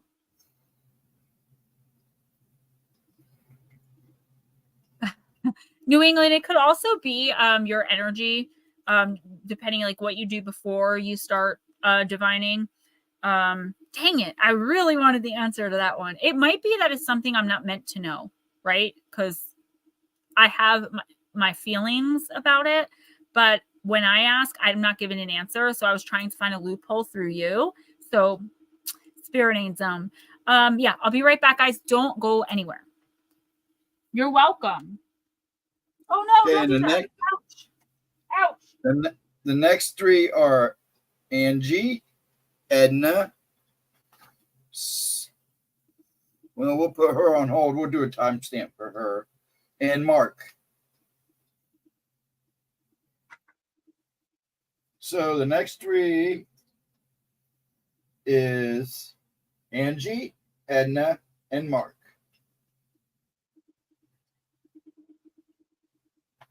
Sound good, everybody? You know, I got the tools to cut cords. I got hammer, I got duct tape, got hatchets, weed eaters. We'll get that cord cut. I'm awake. Yeah, you're coming up, sir. 3 away now. Well, after she does Angie.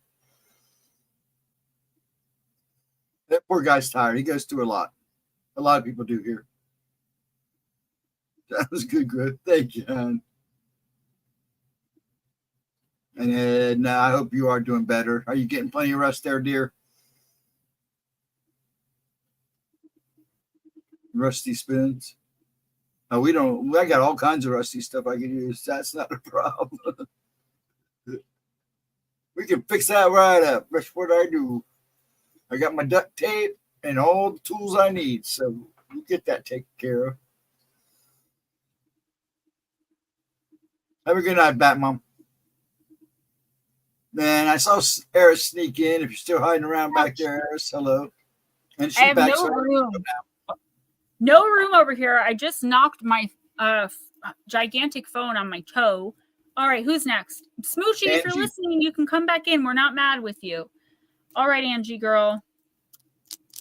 If she doesn't come back in, I have it written down for a timestamp because she was coming up. So. Angie, I'm going to use... Go ahead. No, you're good. I'm going to use shadows and light.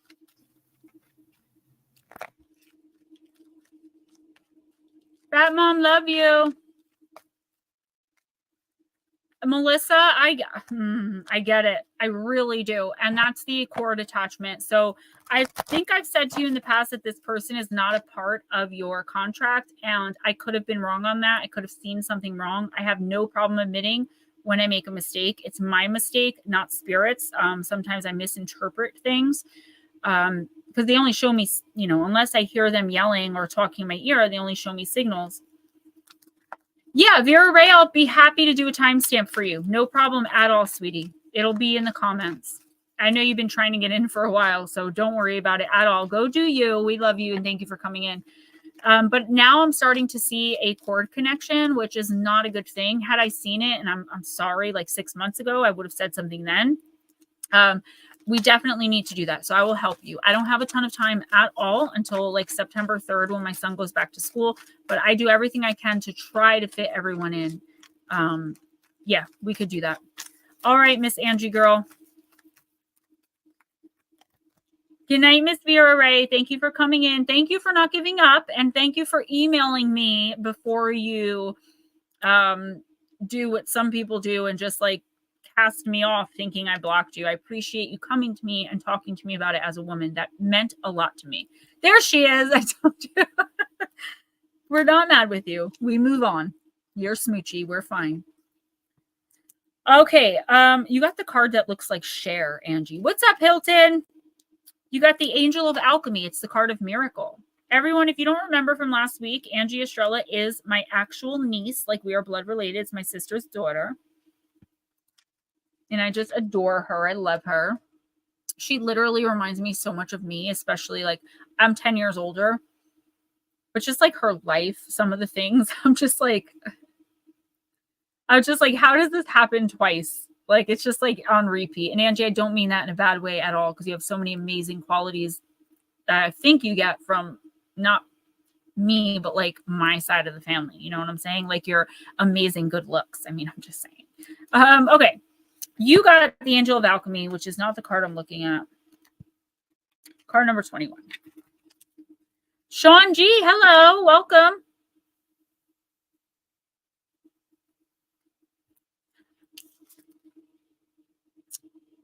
Smoochie, I would rather like move on. I think everybody moved on from it. You might have got some people riled up, but it's okay. Don't worry about it. If you're upset, you can email people outside of stream, but I am fine with you and I love you. All right. Why am I keep going? It's okay. It really is. It's fine. Sean, welcome, by the way. I think I said that already, but happy to have you. Angie, the Angel of Alchemy is the miracle who stands between the physician and death. She is the powerful healing angel who will resolve any health issues that are confronting you at the present time. Her role is to help you to find the perfect treatment for your body and to restore your well-being naturally and healthfully. She helps you find the right doctor, the right treatment, the right healing mode, and the right attitude and energy to overcome this challenge. She will draw on powerful energy from her heart chakra, which will be sent to you and which can revive your energy and your belief in the possibility of your perfect health. She will help you to find the courage to face physical life, for it is that which has overwhelmed you from time to time. The sheer courage it takes to experience life in physical form is that which she is here to help support you in and to show you that not only does it take great courage, it brings the greatest of blessings. The angel of alchemy speaks. I am here to help you make a miraculous shift in your body and your health. Okay, so this also can include your spirit, Angelique. Whether you have an injury or an illness, or simply feel ill at ease within the form you currently have, I am the angel of alchemy, and I can show you how to change your current experience of physicality. I stand here and have done so for many thousands of years. I have seen the fear and the guilt of others. I have seen the fear of infection, the anguish of pain, and the despair at life seeming to end. But I am here with you now to show you how to create health and strength and how to stop being so frightened of growing older and having times when your body will challenge you. All will be well, and all of this will pass. This form is just one of the many you will create. Let me show you how to live anew with love and health. Divination message. There may be health challenges for you at this present time, regardless of what you or one close to you may be experiencing. It's time to ask yourself, what would I do if I knew I had a short time left to live on this planet? Then begin to take action on these plans, because the beautiful thing about looking deeply into the human fear of death is that this examination of mortality will create an exquisite sense of being alive in the now. And you will reprioritize and you will begin to shape your life in new and meaningful ways once you see that time in the sense of bodily life can often be short. Don't hesitate, Angie. Take action now on changing what it is you can change. When you receive this card, you're about to turn a corner with a health challenge. The current situation has actually served you in many ways. It's brought your focus back to what is truly valuable in your life and made you aware of areas of neglect. Now you can move forward with a refreshed set of priorities that are based in something very real.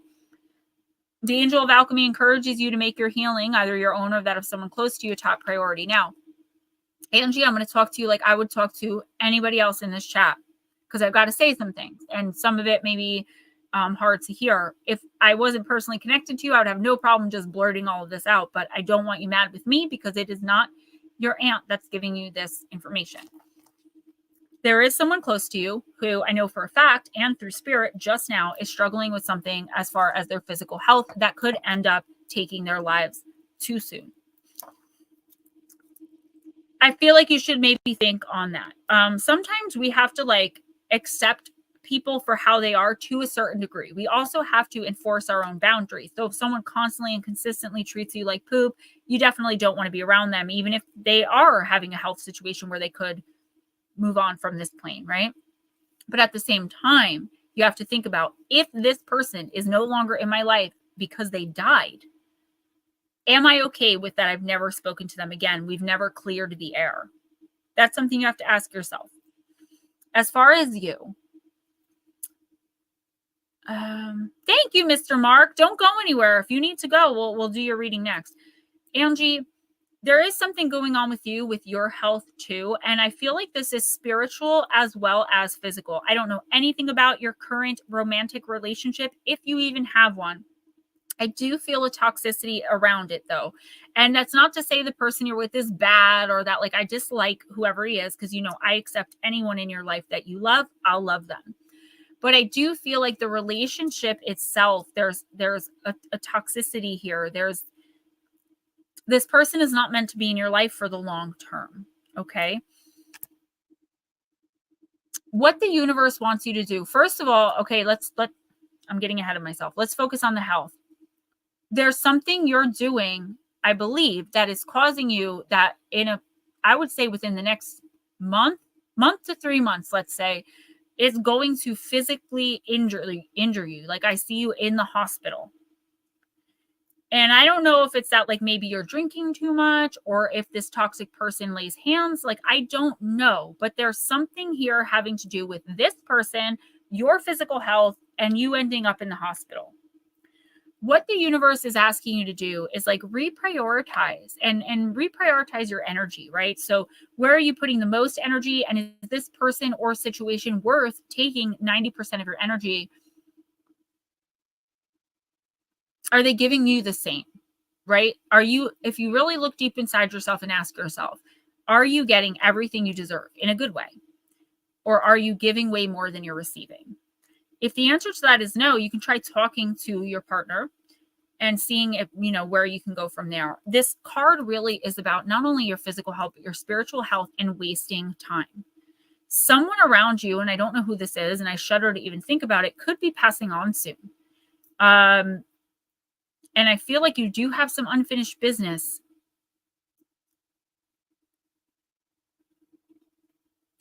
Make your body your top priority. I'm not saying like you have to go running or like join a gym. I'm just saying like be conscious of like the things that you're eating in the next few weeks. I don't know if it's like food poisoning or I just see you like, I don't see you in good shape. And make sure you're prioritizing like enforcing boundaries, not allowing someone to scream at you, yell at you, put their hands on you. And I'm not saying your partner does this. I'm saying anybody in general. Don't be the whipping girl. Now, I've seen you whoop some butt, and I know you're very tough, but I also feel like you're vulnerable. And there are certain people around you that could look at that as like, now you're the victim, right? They're going to take advantage of you. Do not let that happen. If you feel in your gut that someone should not be around you or that is, you know, that they're just not good, it doesn't matter if 100 other people that you trust say that this person's good. If your intuition and instinct and inner knowledge tell you they're not, stay far away from them. All right. I really don't like what I'm seeing. I feel like you are in a good place in certain areas, right? Like you're happy, you're doing well as well can be, especially for everything you've been through. But I just see this really bad energy looming around you. And I don't know who it is, but somebody around you is just full of crap. They're not a very good person. I feel like they're trying to take advantage of like, they see you as like, you're in a weakness now because you're struggling a little bit. Just watch who you bring into your inner circle. Watch who you allow into your home. Because I also see someone rifling through your stuff. Like just stick with the people you trust, honey. Okay. And make sure that you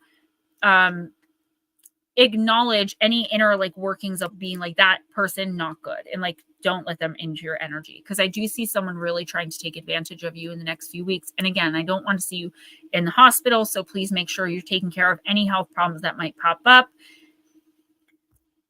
That reading made me very nervous because I know you personally and I don't want you to be mad with me over like the messages. Do you know what I'm saying? So you know I love you and I'm always here for you. Always. My number has not changed and I have not moved. So just hit me up, honey.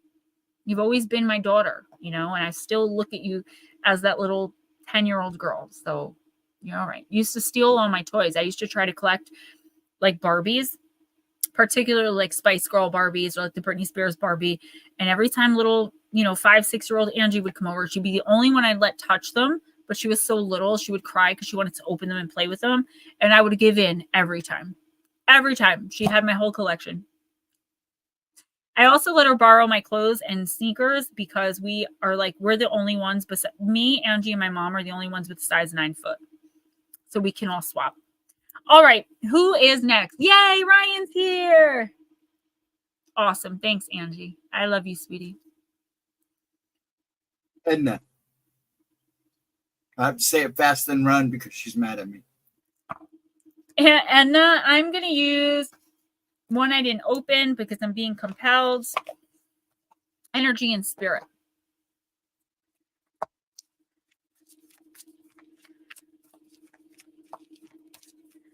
That's so, I swear, you would come in and I'd give you the box and grandma, my mom would be like, Gems, don't, she's going to want it. And I'm like, no, she's fine. And then you'd cry. And like, I could not say no. I couldn't say no.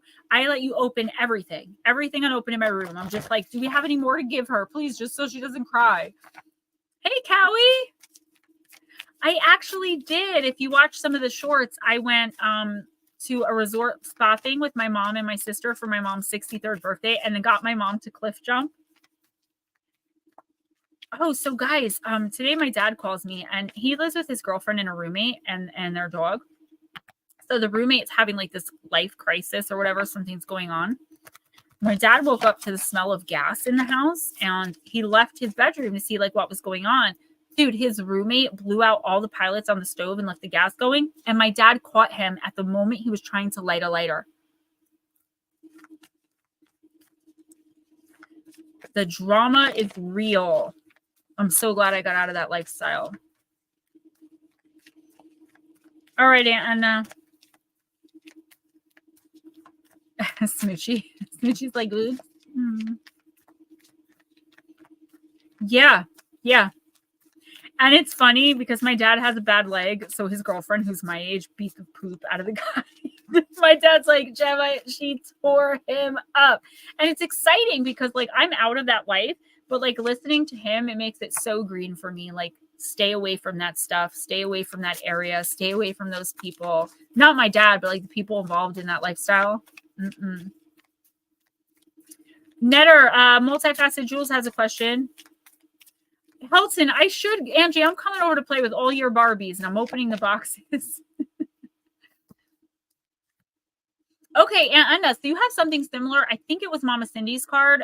Immediately when I pulled this, so it's card number 19 in the upright. Letting go of urgency, surrender, freedom from time constraints. Card number 19.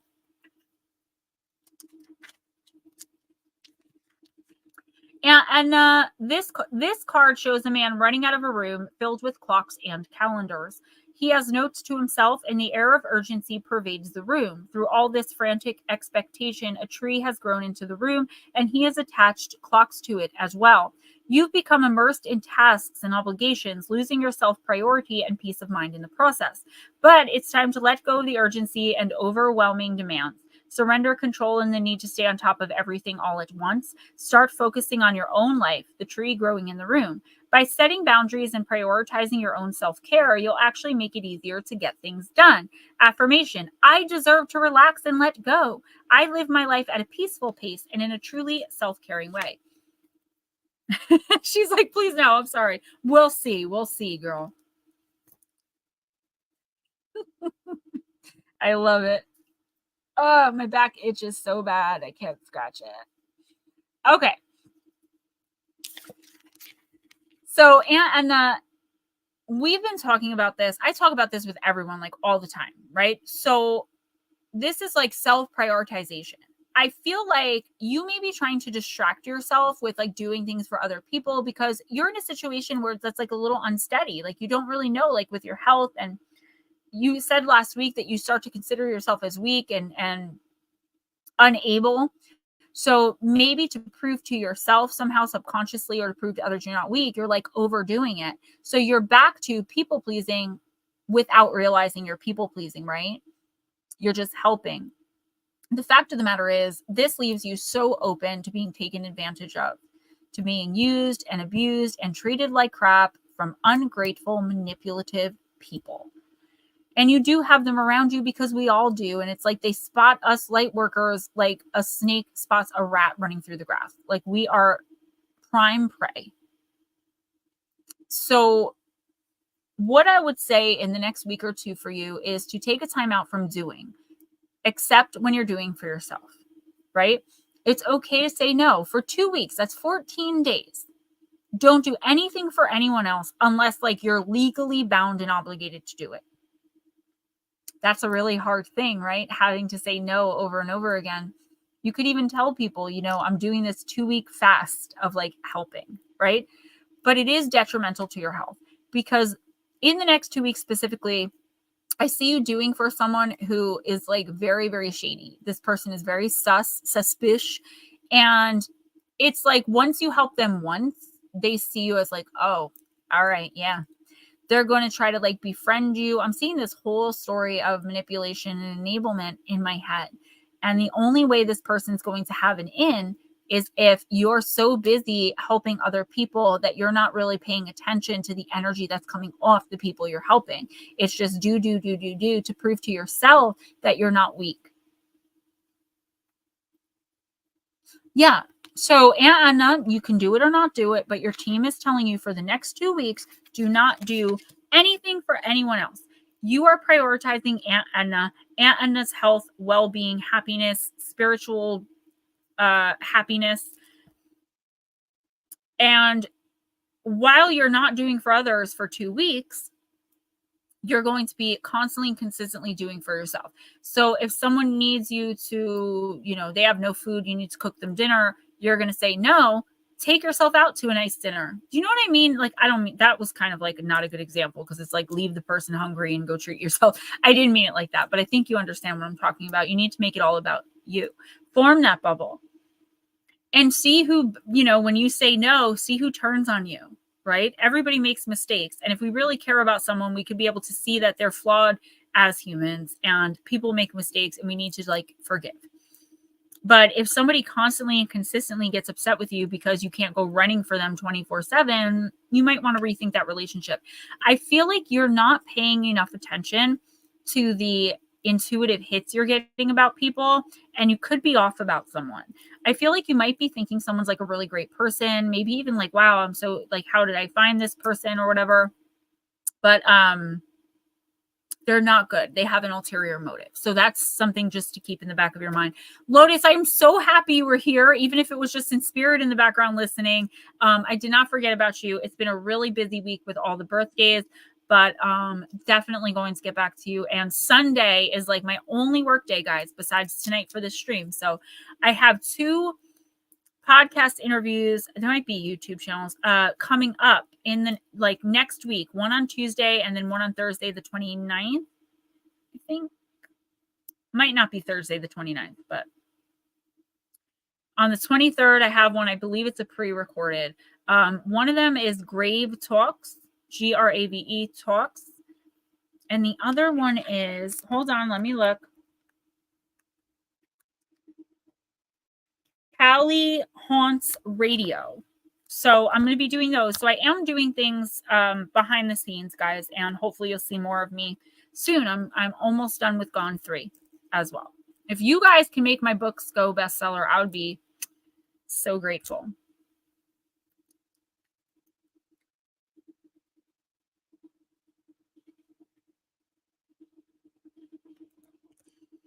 Who's next?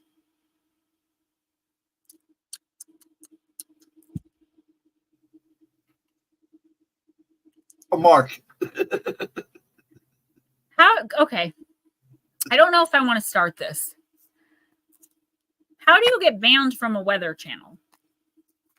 If you can say it in like a nice way without causing an uprising, if you can't, just tell me about it afterwards.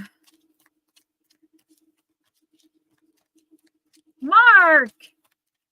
Guys, Mark still needs a lot of positive energy and light, healing light sent to him, okay?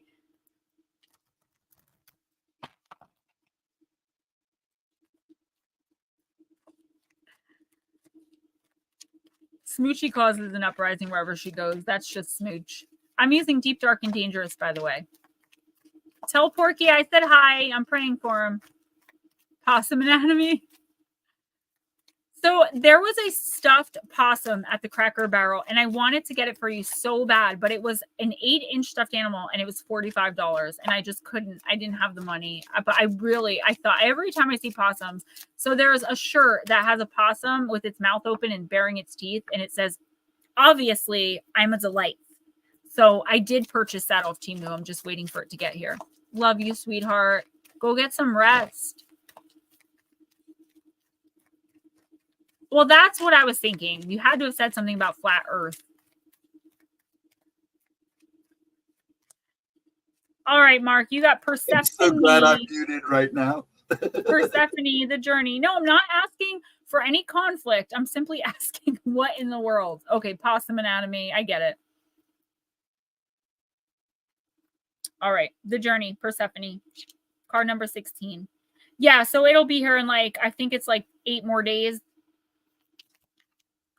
Then I have to mail it to you, which should take about 3 days.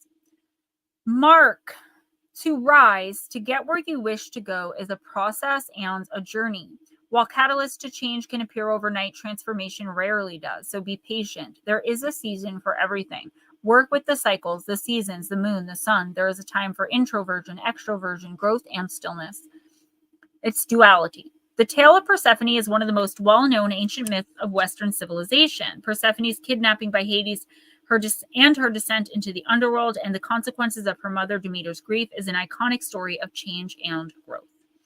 After falling in love with Persephone from afar, Hades goes to his brother Zeus, the leader of all gods, for permission to marry her. Zeus says yes and agrees that he will speak to Persephone's mother, Demeter, goddess of agriculture, and the seasons, and the girl herself. Zeus forgets, time passes. Hades gets impatient, and Zeus is hard to find, so he seizes Persephone while she is simply picnicking with friends and takes her down into the underworld. Demeter searches for her missing daughter across the earth and cannot find her. In her grief, she stops helping the plants to grow. The weather becomes poor and all agriculture dries up. The race of humans then suffers a great famine and many are dying. Meanwhile, Persephone is frightened by the audacity of the kidnap in the underworld itself, yet she's treated with respect. Hades wants to marry her and thus offers her a queendom, and with that she will become the co-ruler of the realm of the underworld and the dead. She will become powerful and she will become a wife. I love that he calls me that because it confuses people so much. I wore my Gem Joy to RJ's party the other day, though. It was a big hit with the moms. They loved it. I was the cool mom.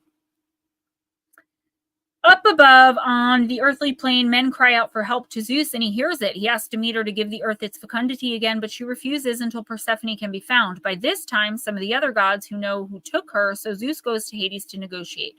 Demeter demands her daughter's return outright, but there's an issue now. Persephone has taken food. She has eaten 6 pomegranate seeds and must stay with Hades. Zeus brokers a deal so that for 6 months, Persephone will stay with Hades and be his queen. The other 6 months, after journeying up from the underworld, she will spend with her mother on the earth's surface. She's escorted up through the darkness by her friend Hecate, the torchbearer who illuminates the way. The overarching idea here, too, is about the journey of the change of the seasons. We see how winter is death and rest, spring is renewal and growth, and summer brings all to peak fruition that transforms again into the contraction of autumn. Change and transition are everywhere and constant. We see the natural cycles as equally important. There are times to feel introverted and extroverted, energetic and restful, happy and sad. None are better feelings than the other. Plant companion, pomegranate, I love them. And crystal companion is garnet. So the January birthstone, it could be red, it could be green. I think there's a couple colors. Mark, yeah, this is actually a great card, but it's a little scary because I feel like the things that are changing right now, or at least some of them, these serious, important ones, are life changes. Things are not going to be the same as they were. Everything is going to be different through the lens of what's happening to you. It could be your physical health. It could be your spiritual stance. It could be your religious views. Like something majorly significant is changing and there's no going back. Like once it changes, it changes. So for example, say you broke your ankle. I'm just using an example. You shattered it somehow. So now you have to have pins and stuff and you're limping. You will be limping for the rest of your life. And for some people, they could lose their jobs because they can't climb ladders. Do you know what I mean? Like it's like a domino effect of change taking place in your life right now. And there's nothing you can do to stop it. So the best thing to do with whatever this is to go with the flow and just be calm and be patient and know that the universe is always working towards your greatest good, even if it seems like you're being tortured and tormented, right? Like, why does this have to happen to me? Why now? Why at this time? You know? And the universe says, like, you're not going to know that until you get through it, accept it, understand the seeds you planted to get you to that spot, or understand that you charted whatever this is in your life at this time to make the changes necessary to bring whatever this abundance is in. You're probably not going to see the light side of whatever this is for like 6 months to a year, though, because you're going to be going through it. Love you too, Angie. Good night. It doesn't have to be a bad thing, though. Yes, it's like painful. It's scary. You know, I'm getting this really, really feeling a lot of anxiety with this for you. But the universe is saying, if you could just collect yourself, understand that everything really does happen for a reason, whether it's the universe moving things around to bring in abundance or whether you charted it because it's something your soul needed to learn and grow and understand in. There's no escaping it. So you may as well go with the flow of it and adapt to it.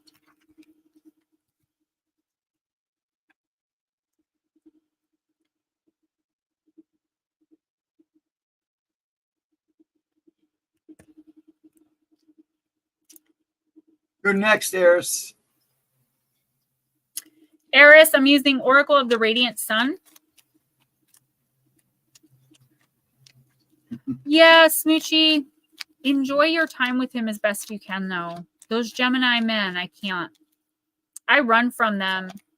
I know, Mark. I know it's not. And I'm sorry for that. I really was hoping to pick up like a more positive, upbeat card for you, but that was what your spirit team wants you to know. And like they're there, just call on them. You have to, it's like a tag team wrestling match. If you don't tag their hand, they cannot come in. And tagging their hand is telling them, like, I need you to come in and do something about this. I give you complete control, and your life will get better if you do that every day. All right. So, Eris, you got the card of protection. It's the moon in Aries. That might be Taurus, but I think it's Aries. Sun, and we'll go to moon here. Yes, moon in Aries.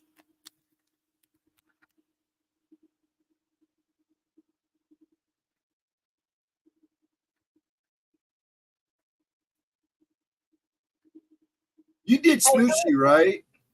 No, I did not read for Smoochie. Okay, we're going to do Smoochie after Eris. I swear I called, but that's my fault. Angie, if you're still listening, Hilton said, go and guard those Barbies from Gemma. Oh, Aunt Gemma's coming to town, baby. No, I know she collects them. I'm going to get her some now. Her birthday is in September. She's my other Virgo. Eris, the combination of moon and Aries indicates a powerful need to respond emotionally and immediately to any and all situations. This can make people with this planet sign combination quite volatile and impulsive, expressing what they feel in a direct and willful manner. But because of the fluctuating nature of the moon and the speed of action of Mars, quick flare-ups are fortunately just as quickly forgotten.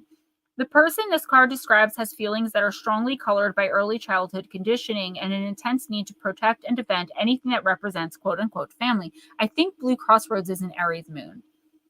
Yes, Miss Smoochie, my address, though, not Mom's. Mom moved. I said that already. Just as the moon cycle waxes and wanes, so the moon Aries nature can be somewhat moody and changeable, fluctuating with the environment. Often the moon Arian has a strong impressionability that could indicate some psychic abilities or potential for medium-like powers. There is a great deal of independence in the moon Aries combination, but if the negative side takes over, this card can describe an emotional bully. All right, Miss Smoochie, I got you. The moon Aries need for recognition could also lead to constant approval seeking. In a reading, this card might suggest Eris that the questioner watch that sympathy with another's predicament does not leave him or her vulnerable to manipulation. One could find oneself having to protect your position. The card may indicate a link with the questioner's talent for buying property or running a business from home. I love Gemini friends. My personality clashes with the men. I haven't been with a single one that hasn't cheated, beated, or overeated. Defensive action, maternal instinct, business enterprise, arguments over property, reluctantly moving, family upsets, or responsibility. So I do see something here, Eris, within like your community. I don't know if you're having an issue with like a neighbor or something like that. I feel like you should address the situation, particularly if you know for a fact you're in the right. So if you have like an HMA, and I don't know, this is like a weird reading, but I'm just putting it out there. If you've ever been thinking about starting home business, now would be the perfect time. Oh, Mark, really? Eris, now would be the perfect time to like start a home business or like even like to do something on the side. Like it's entrepreneurial spirit. So in the next week or two, if you come up with something that's reasonable that you can actually put together and do to make some more money, I would definitely say the universe is pushing you towards that. So the opportunity probably will come in if you're open to receiving it. Also, there's something here that needs to be addressed. I feel like, and I said this to someone before, but this is a little different. I feel like you've just been sitting back and like, I don't know, like taking it or watching it, right? So there's something here that's just like, it's wrong on all levels and you do not want to have to deal with it anymore. You don't want to have to put up with it anymore. You don't want to have to keep silent about it anymore. You have been pushed to the brink and you're the universe is like, don't explode, right? Even if you feel like you have a reason, do not explode. Be as kind as you can, be succinct, make sure that there's no miscommunication. You're just going to put it out there. Look, this stuff isn't right. I'm not accepting this anymore. If you're going to continue to act this way, don't be around me, etc., ad nauseam. Just make sure you make yourself clear, because I do feel like there could be a physical altercation because you're saying something, you're speaking up and speaking out. That's a weird reading, but that is what I got. Smoochie, yeah, pretty much. Jules is next. Julie, girl.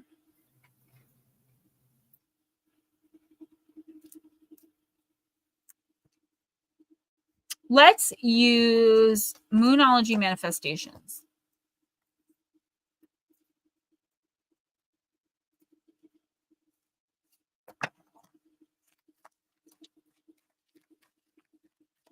Hilton goes kind of guilty there.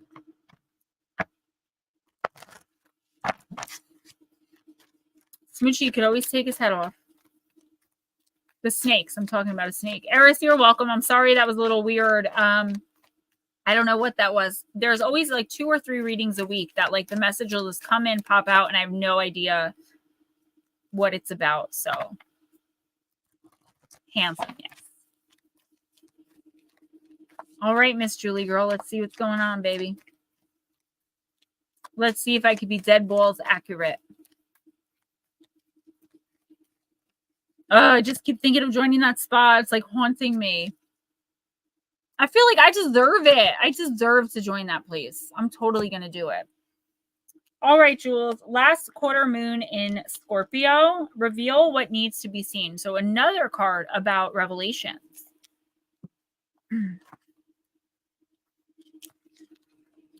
Jules, there are some things that people just don't like to talk about. Drawing this card suggests there's an issue or situation in your life now that might not be easy to air out, or perhaps you feel that it's not your place to air it out. That's fine, but now is the time for you to reveal only what you want to be seen. Don't feel the need to discuss everything with everyone. Some matters will require discretion. The less codependent you are, the better chance you have of getting what you want. There are 2 forces at play, and neither wants to budge. Strong is good, stubborn becomes a problem. When you no longer feel the need to tell everyone what you're manifesting, you're ready to start manifesting. Your manifestation affirmation for this week is, I know that dramas now are healing crises. So, yeah, absolutely. Can we do Cowie? Because he has to leave. Oh, Cowie, are you saying you need to like jump up? Like you need one now? You can always have a reading. Let me know. Jules, yeah, definitely going to want to, in the next couple of weeks, just keep quiet. If it's someone you trust, obviously you want to talk about like what's going on with you. I feel like it's something here is like, I keep hearing like, I keep seeing this, right? This is the sign for sensitive. I don't know why they're showing it to me sensitive. So something's very sensitive.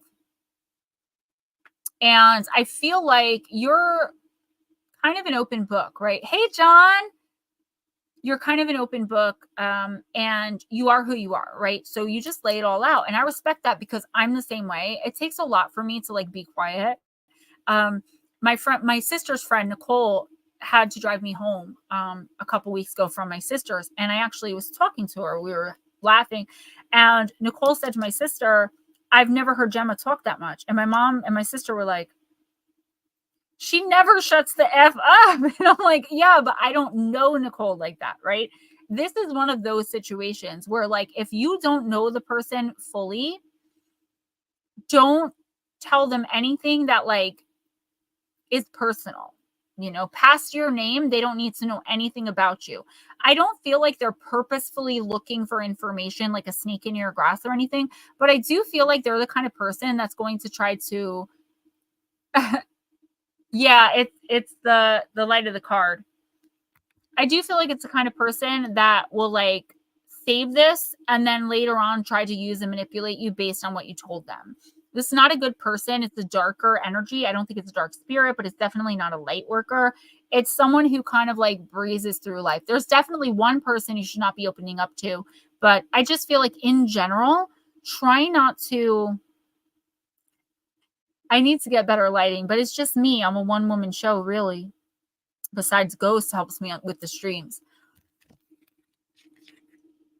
Any ideas you may have of like something new, like I don't know, an invention or like something you want to, like a startup or something like that, like do not talk about it in the next 2 weeks unless you absolutely know someone is not going to steal your idea. Or, you know, I also see this, and I've seen this for you I think 3 times already, which is very odd.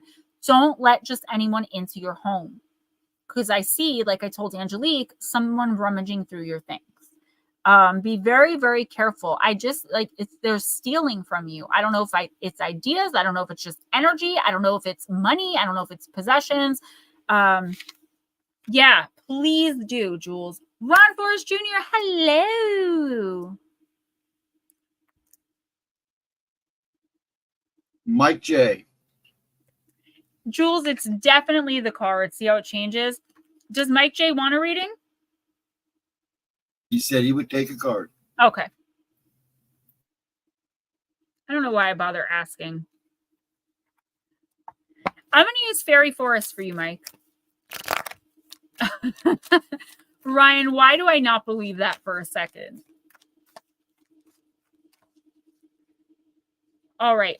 I'm using Fairy Forest. And Ryan, don't go anywhere without a reading, please. So if you have to dip out, let us know. Just know everything begins with the 3s for emphasis. I don't understand what that means, Sean. I like your profile pic, by the way.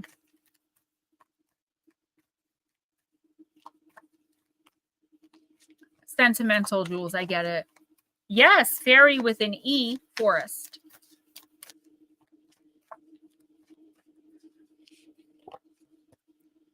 The eighthling, card number 6, nobility, grace, and gratitude.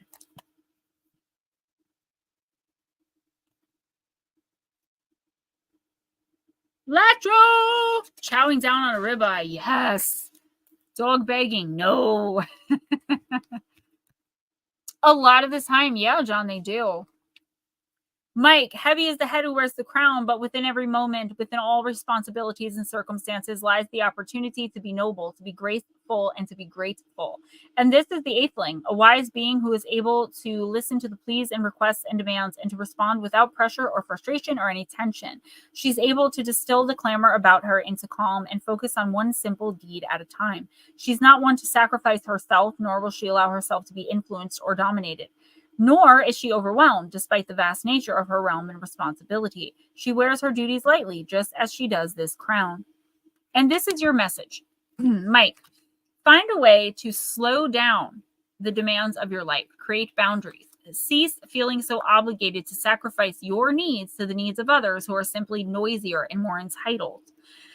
For this moment, breathe and still yourself, giving each task your absolute and total attention. Now is the time for you to be as gracious when you say no as when you give your agreement. To never be cruel or snap or condemn simply because it would be easier to do so.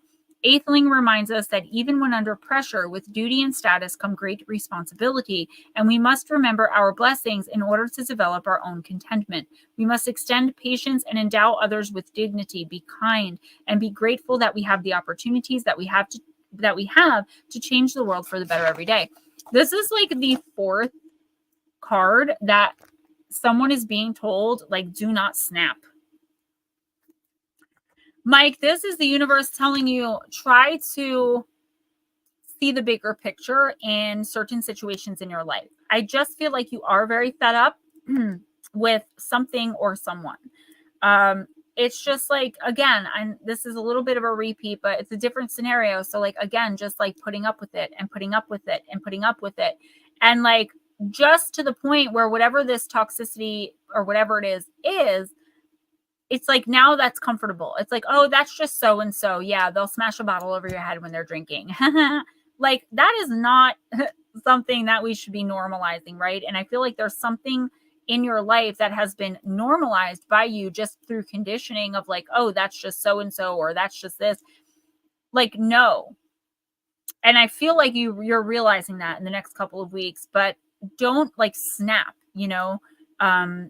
Make sure that when you tell this person you're no longer going to, just for example, accept that kind of behavior, you tell them gracefully and with the understanding that like they may be having their own problems that are making them act this way, you know, putting yourself in someone else's shoes, but also Not, groveling because you need to say no. Not being like, I'm so sorry, but like, no, don't be sorry. You cannot do this for them. You cannot tolerate this from them, XYZ. I know it's really hard, but you have to draw the line somewhere because so many people have now overstepped. You're going to flip.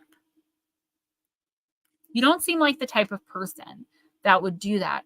And I feel like none of us in here mostly really are. And I could say none of us are, but we all have a different breaking point. Me, years. It will take years before I finally just done.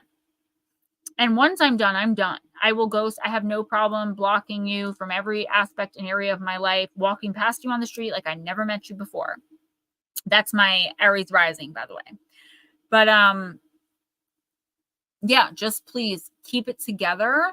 You don't want to get yourself in trouble.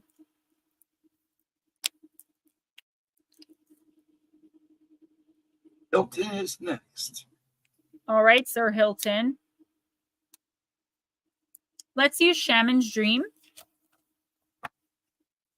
It would be Greek to us.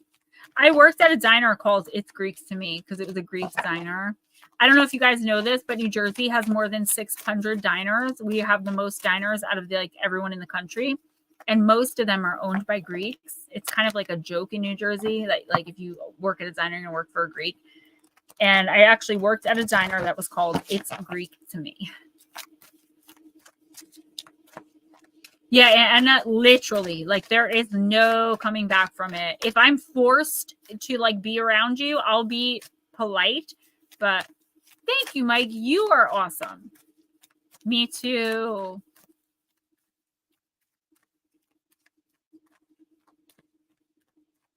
They're the ones that got me putting lemon slices in my chicken soup.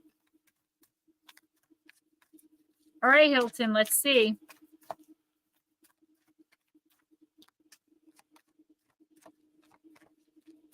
That's okay, Blue. I'm glad you're back. I was just wondering where you went. All right, Hilton, you got card number 19, Falling Angel, Spiritual Narcolepsy. Hey, Miss Pixie. Oh my God, that's so sweet. I wish. She said, hey, everyone, I was having nice dinner with the hubby. I'm jealous. I'm happy for you, but I'm jelly. All right, you are being cautioned, Hilton, now not to not fall asleep or go unconscious. You have been flying above the strife and suffering of the world in angelic bliss. However, you risk being seduced by the beauty and comfort of your situation and losing track of your aspirations, your wings. As you fall, you pick up speed, heading toward the trees below and a possible nasty landing. Remember that all you need to do to stop being a falling angel is to spread your wings to halt your descent and then find an updraft again. Do not be seduced by the fallen angels, your supposed friends and companions who are ready to use you for their pleasure and have only their own interests in mind. As you soar once more in flight, receive the gift of the falling angel as an invitation to study the forest from above the trees. In other words, to analyze your situation from a higher perspective without being entangled in its thorny branches. It's like the same message over and over again. Once you understand what needs to be done, head back to your lofty heights and stand by for the right moment. Action you take now may backfire. Stay conscious and wait until you are guided to change. You'll know when the time is right. So, of course, I'm still here. What are you talking about, girl? Hilton, yeah. So this is, again, I don't mean to be repetitive, and it is a little different. The one thing you're not going to do in the next 2 weeks is confront anyone about anything. Sit idly by, let them think that they're getting away with it, let them think you don't know anything about it. And then when the time is right, you're going to be shown the way by the universe where you can finally be like, why have you been cheating on me? And here's the receipts. Or why, have you been taking money from me? And here's the receipts. The universe is going to hand you the perfect opportunity to confront someone in the right way where you don't even really have to say or do much. It's just like, I got a photo of you doing this. We're done. And that's that. However, for right now, because the universe is asking you, like, don't verbally or outwardly, I should say, acknowledge this. Also, don't become numb to it where it's just like, oh, this is how it is. because whatever this is in your life, whatever situation this is talking about is pretty toxic. And I feel like you are, like I've said to a couple people now, just getting fed up. See, Gemstones, didn't I tell you that eventually this year we would all come together and like finally like shift the consciousness, right, of the collective, because we're just done. If you notice in these readings, it's starting. We're picking up speed because more and more of us are just tired of sitting idly by and saying nothing and waiting for the storm to pass. We're ready to go out and dance in the thunder and lightning and the rain because we just don't give a poop anymore. We are tired. Hilton, make sure you stay aware of everything going on around you, even if you're not talking about it. And here's the message that I'm getting to, and this is for more than just Hilton, but listen up, Hilton. We tend to, like, when someone treats us really bad, say like we have this big fight with our partner and we're kind of quiet, but they're screaming in our face, they're calling us all these names, and then we go to sleep. Wake up the next morning, they're like, oh, good morning, handsome, made you breakfast, and you're like in a good mood, so you're not going to bring up the night before, even though some of the things they said were hurtful. Listen, no, they said hurtful things. They need to be accountable if it happens all the time. So while you're sitting back for a couple of weeks and just allowing things to turn out as they will, you are eventually going to be able to say something. And in that moment, do not be like goaded to attack or to do something that could get you in any kind of trouble. You're not the one who's wrong here. You are not wrong. You know what you know what's going on, but please do not confront in the next 2 weeks. Just wait it out. I promise you it'll work out better.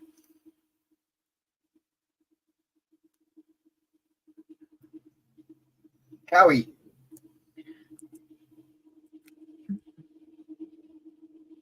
Cowie, I'm going to use the Wonderland Oracle. That guy, Brian, you're next after Cowie. Ah. Cards are jumping away from me.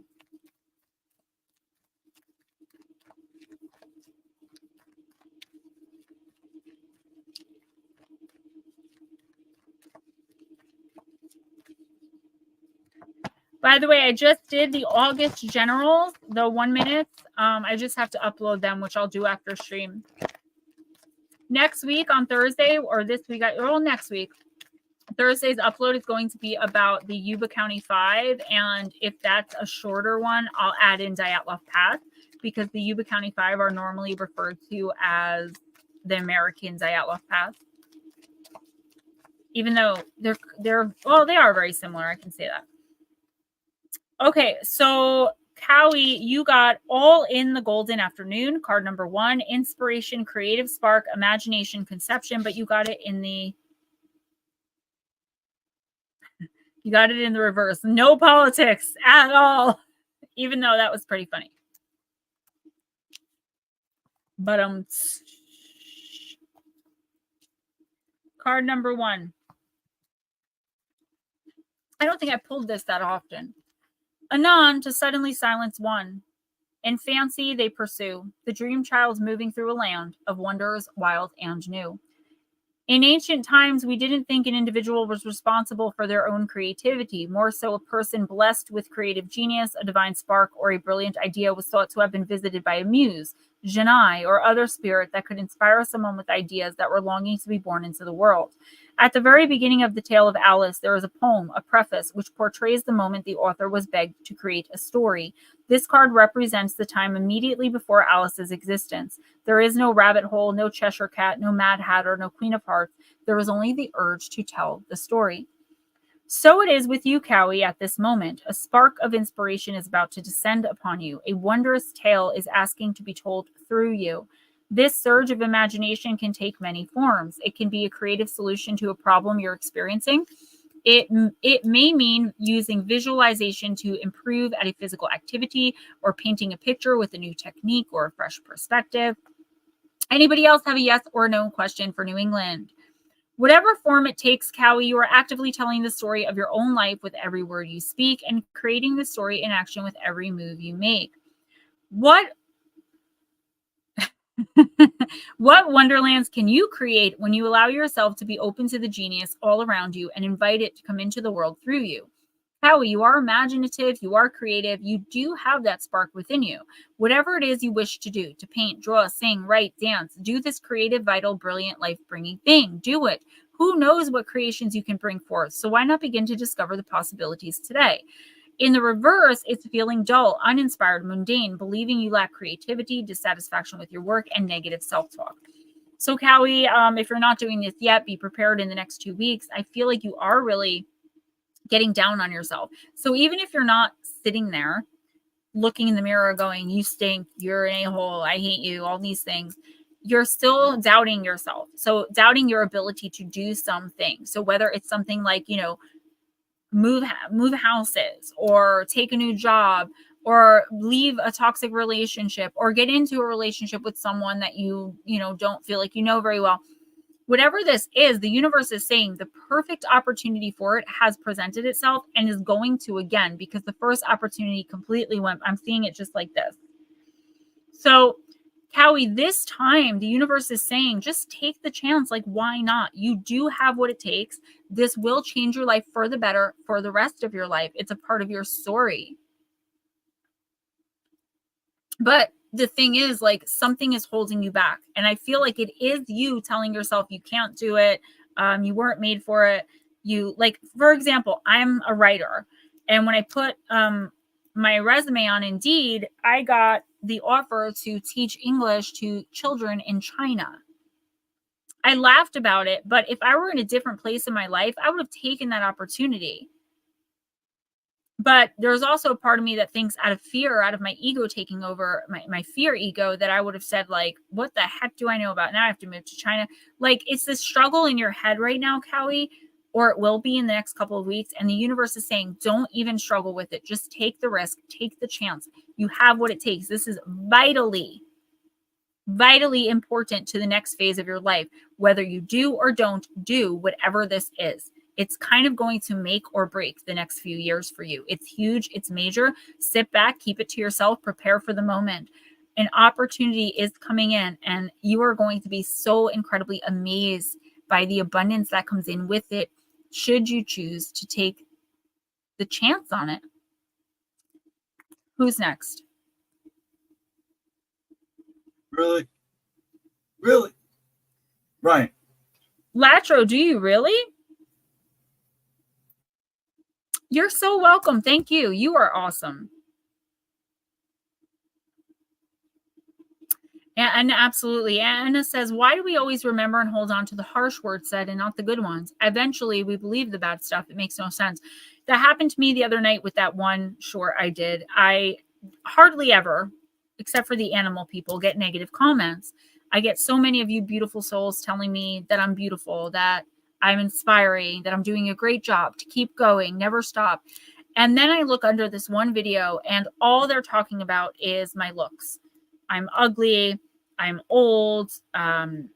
Age wasn't kind to me, which makes me think it's someone I know from my past, maybe, that like knows that I'm insecure about my looks. I look orange. I'm cringe. I'm stupid. I'm an idiot. I'm effing dumb. Go off myself. And I'm just like, on a 15-second short where all I did was lip sync, girl, I'm not trying to be mean, but before you, there was me. That's literally all I did. And it was just hatred. And I cried. But there were more comments of people saying to me, like, awesome, amazing, you're so right, LOL, Gemma, you're... But I focused in and honed in on those terrible comments. And if you go into that video, you will see that I gave it back to every single one of them that I saw. I was not having it that night. But it hurts just the same, right? People call me fat. They're like, you have a snaggle tooth. You're too old. You're cringe. And like, these are things I wish so bad I could just go downstairs and get a hug and be like, they're being so cruel. And to have someone, rub my hair and hug me and say, it's all right. They're just jealous. Or it's mostly women, sometimes men. And I'm like, these are the men that I probably wouldn't have looked twice at when I was younger and not unhealed, or that I would have made fun of. I'm just being honest. And these are women that immediately see me and hate me simply because of how I look. Yeah, nobody takes criticism all, but I would take criticism if they were like, you know, maybe try to lip sync better next time, or your wig's crooked, honey. No, this was like right to the throat, like bully, like cruelty, you know, telling me to off myself because I lip synced a 15-second song. It hurts too because the world is like that. And I'm so empathic, and like, that's exactly the kind of stuff I'm trying to change in my profession. If I could just get big enough to reach more people and spread love and light, that is the exact kind of thing I'm trying to stop. Do I pick on the animal people? Yes. The cat people drive me crazy. And sometimes I do say things to incite them. But it's the internet. Like, I'm just kidding. I'm only trying to make you see that reality is not the comment section of a cat video. And it's not cute when your cat is attacking you and drawing blood. It's not cute when your cat scratches your kid across the face. It's just not. Thank you, Cowie. You, Ron, everyone, you guys are so sweet. But that's what I'm saying. Like, and Anna's so right, because I could not bring myself away from those comments. I could not keep scrolling and see all the beautiful comments of support and love and happiness. I just honed in on, I'm fat, I'm ugly, I'm too old for YouTube, and apparently I look orange. I think I did in that video, because this light, sometimes I'll hit it by accident with my foot and it will flip to an orange light, but it's so indistinct I don't notice until the video's out. No, I usually don't get them, so it's always a shock to my system, because I went the past like year and only got like 4 hateful comments, and I've posted over 2,000 videos. Yeah, but it affects me. And I look in the mirror, like when I was getting ready today, I was like, okay, make sure my makeup is perfect so it doesn't look orange, and make sure I don't use this powder because it shows my wrinkles and then I'm old, and make sure that I cover myself because my tattoo is trashy. And I realized, like, I'm thinking of all these things they said and I don't even know them. That's kind of what I said to them. I was kind of like, let me go cry in a corner because a random person on the internet, I was like, well, what do you look like? Send me a picture of you, and then we'll see, like, if you have room to talk about me or not. Who's next? Ryan. Thanks. I know, I do. I love you guys too. All right, Ryan, give me a minute.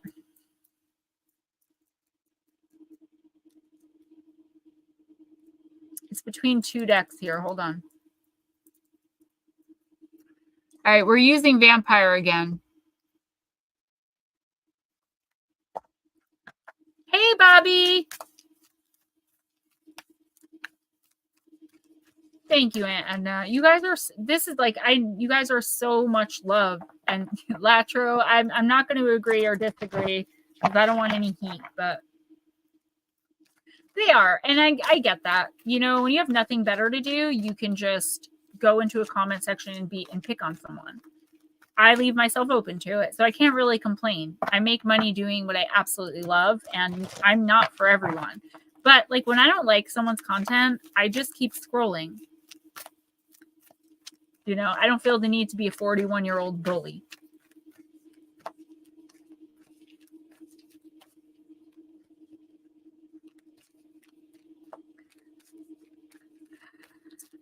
Sometimes I will play into it, and I've actually gained friends and subscribers by doing that, where someone like harassed me in my comment section and I came back with something sassy, and I would go back and forth with them. It happened like 3 or 4 times, and at the end of it, they're like, I really like you. I'm going to subscribe because I don't take their poop. What are you, Smoochie? No. What are you talking about?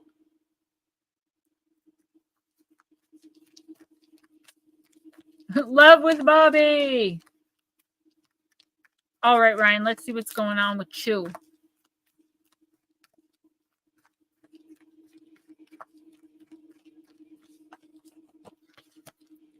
Ooh, okay. So you got the Hunter. After this, I'm going to have to use the little girl's room again, guys. I'm sorry. I drank a whole 40-ounce water and a 12-ounce or 8-ounce Red Bull, 12-ounce. All right. Aggressor, tracker, provider. Card number 32. Ryan, There is a belief that in order to have what it is we feel we need or want or desire or are told we must have, we must track it, hunt it, and sometimes kill it. For the hunter does not simply follow and make a friend of the creature it wishes to have. It must kill it in order to be satisfied. There is a part of you that feels this falsehood, that in order to become something, there must be a death of which you will be the cause, that there's competition and need, and that you can only have what you long for if someone else can no longer have it. Ryan, I don't think this is your energy particularly. It could be the energy of someone around you. We have to come to you to say that even we, who are the unnatural world's greatest hunters, need not kill. There's always a way to find what we need without taking it from someone else. There's within you now an urge to win in a competition where you feel there may be only one survivor, but there are other ways to go through the goal there are other ways through to the goal you desire. You can find what it is you need deep within, and there is also truth in the word hunter. For you to live each day, something must die, be it for the food on your table or the produce that has become your walls and the home you live in. Energy has given up one form and become another. Everything transforms.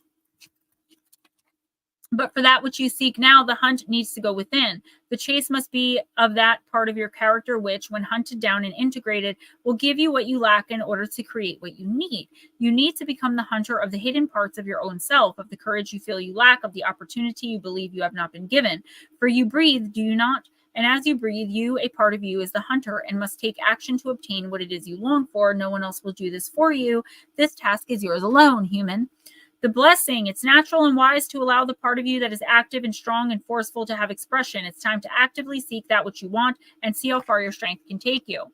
The curse, there is always the potential that the hunter can become ruthless. You can maintain discipline by focusing on what it is you seek and refuse to be distracted by the pursuit of power for power's sake.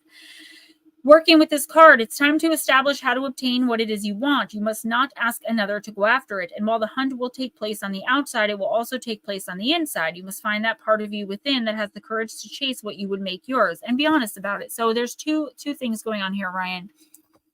First of all, I do feel like you are being hunted.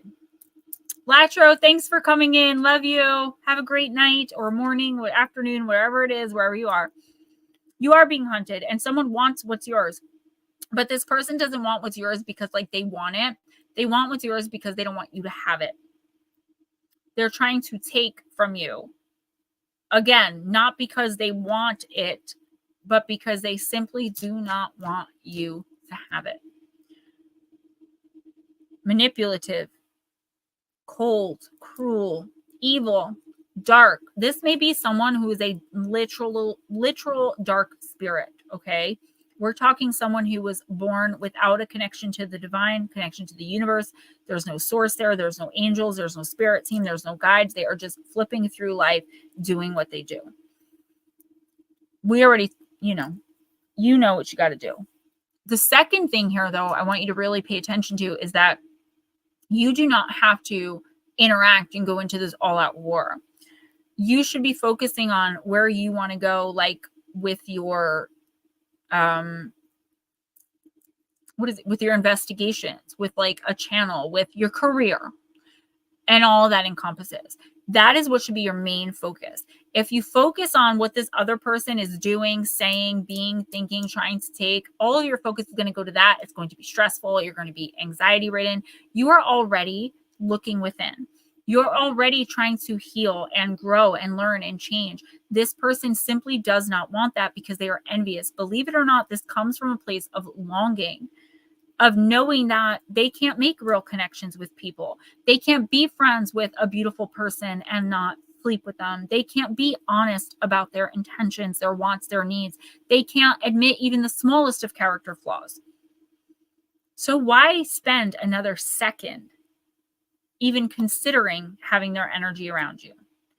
The more their energy touches yours, the less you're going to gain as far as abundance and like the universe giving you what you need to move on, these opportunities to advance in your career. Because I know your career is very, very important to you. In that sense, you need to stand up for yourself and gather a mother effing army if you have to make sure that nobody messes with that, because your career is what you are supposed to be doing. It is a contracted career. It is your life goal. Your achievements there will be your soul's achievement for advancement in the afterlife.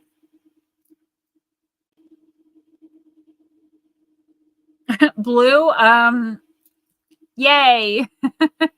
I'm happy for you because that means that you got them in your sights and you're on it. Ryan, I already told you, if you need me, I go from 0 to Jersey in like 3 seconds.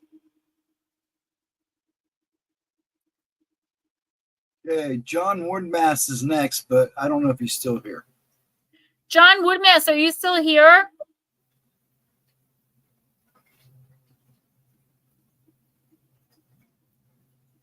And Ron, Ron's after him. So if you want to go ahead and do Ron until he answers, that's fine.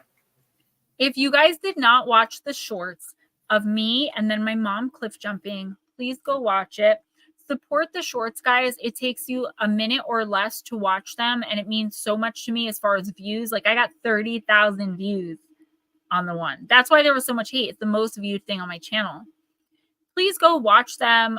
Fall asleep listening to them so they play 400 times before you realize what you're doing. Like, go through them. I try so hard, I really do, to put as much content out as possible. I've noticed my subscriber gain went from like 320 to 250, but I'm not putting out as much content. There's not as much me on my channel.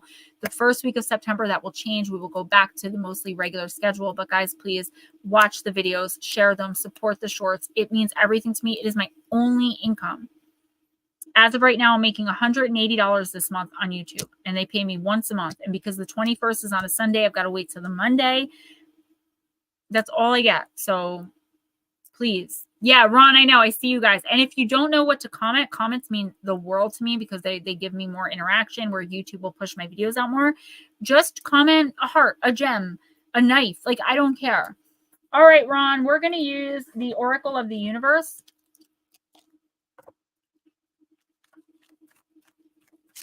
Thank you, Blue. That's so sweet. Really. I appreciate that. It means a lot to me because I do put my heart and soul into everything that I do, whether people think that or not. A 1-minute short could have taken me 2 hours to get it right. You know, the lip syncing or dance or something. And I do that for your entertainment, to try to be funny, to try to make you smile most of the time, or to get a message across. But most of the time, that 15 seconds did not take 15 seconds. It took an hour. Each video I put out every Thursday, the pre-recorded, they can take up to 7 hours to put together between, you know, the researching, scripting, writing, editing the script, filming the video, uploading the video, editing the video, uploading the video. It takes a really long time. And then to get like 10 views, it's like, oh my God, like, why am I even doing them? But then when I stopped doing them, my life was easier, but a lot of people got upset and they're like, all you're doing is Oracle. I don't want that. Yeah, you definitely do. You know.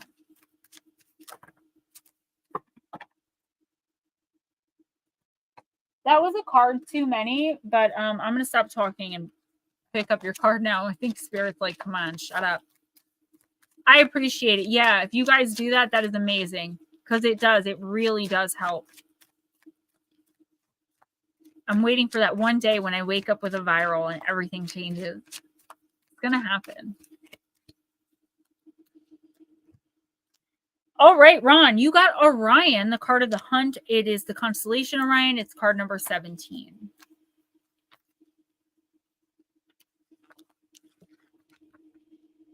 You must be careful who you hunt with. In other words, be very mindful who is influencing you, Ron. It's positive to sustain focus on what you may wish to experience or obtain, but not at the cost of your virtue or the safety of others. You must use your strength for good. Orion was a handsome son of Poseidon, some say a mighty giant as well, an expert hunter armed with a magical and unbreakable club. He was often accompanied by hunting dogs. There are many stories of Orion, some conflicting in that he was painted as either a positive figure or an evil protagonist.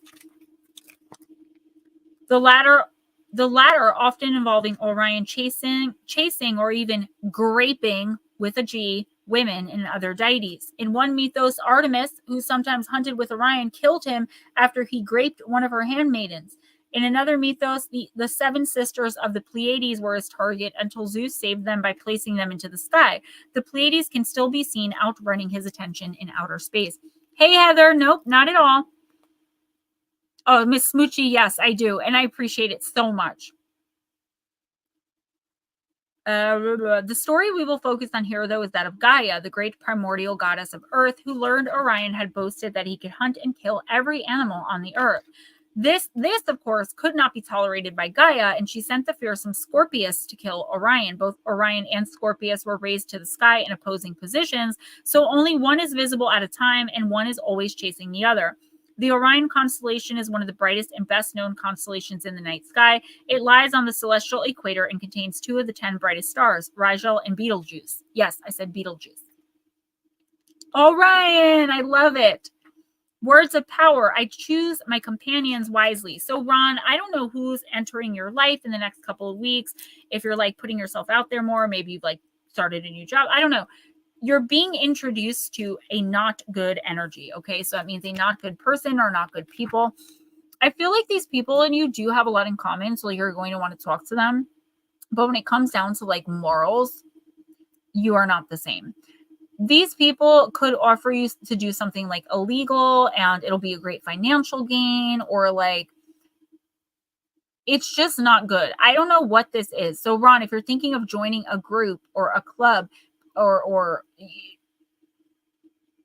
hanging out with new people even, please be very, very careful. Get to know them before you give them too much information about yourself, because I feel like it actually is smoochy. I feel like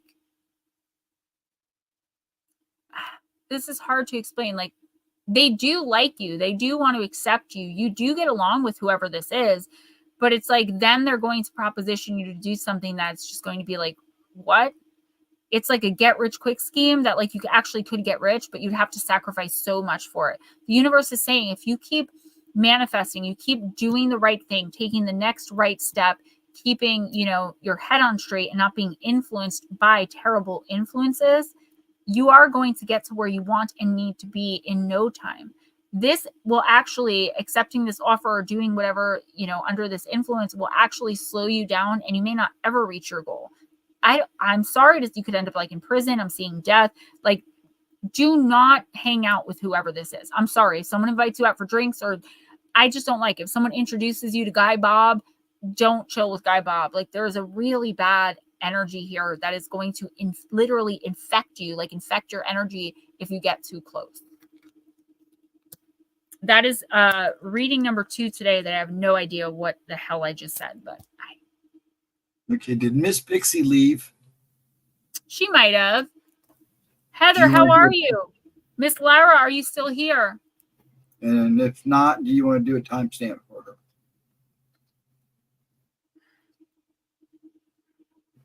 Yeah, we can timestamp her. Oh, she's here. Okay. I was reading the chat. That's why I didn't answer immediately. You're fine. All right, Miss Pixie, I'm going to use the Oracle of the Radiant Sun. No sorries. You're fine. I would have timestamped you.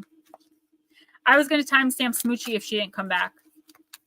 Blue.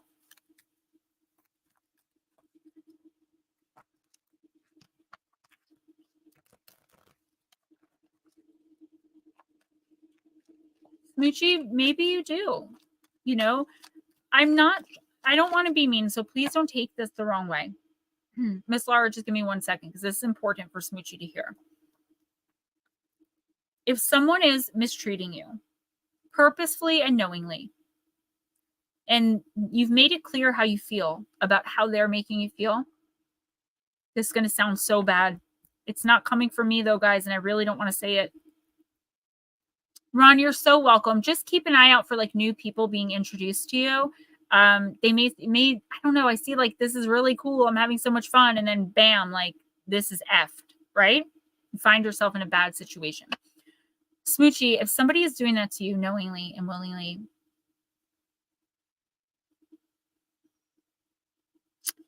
sickness is not an excuse. And their sickness is also not your problem. You don't have to stick around and be abused because someone's sick. Sorry, you don't.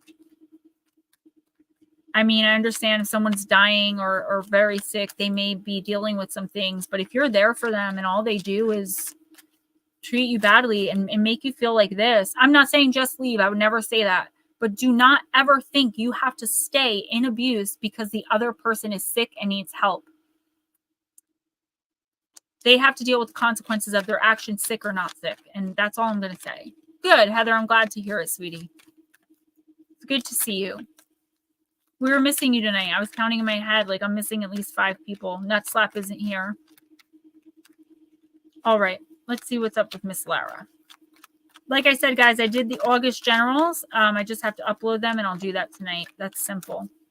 I accidentally uploaded Aquarius onto TikTok without any title, so I'm sure I'm going to hear stuff for that. You got eccentricity, Miss Lara. Yeah, and I didn't want to say that because it sounds really cruel, but I'm sorry. It's not an excuse. There is no excuse for abuse.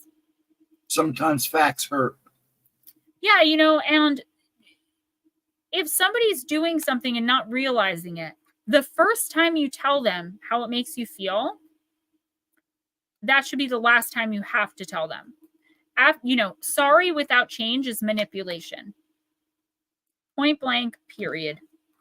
I think this is Jupiter. Oh, no, it's Saturn in Aquarius. Then, Smoochie, that's on you, and I'm not saying it's your fault. I'm just saying I want you to know inside that you do not have to put up with that. Lara, eccentricity. Saturn Aquarians expand their lives through the disciplined and patient application of their inventive minds to any area that is of interest. They are attracted to new ways of thinking or unusual approaches to traditional systems. Whatever they do in this area, they approach in the same broad-minded scientific way as if doing research. Because of this nonconformist attitude, Saturn Aquarians can be labeled as eccentric or oddball, although generally they are level-headed and a fund of good advice for colleagues and friends.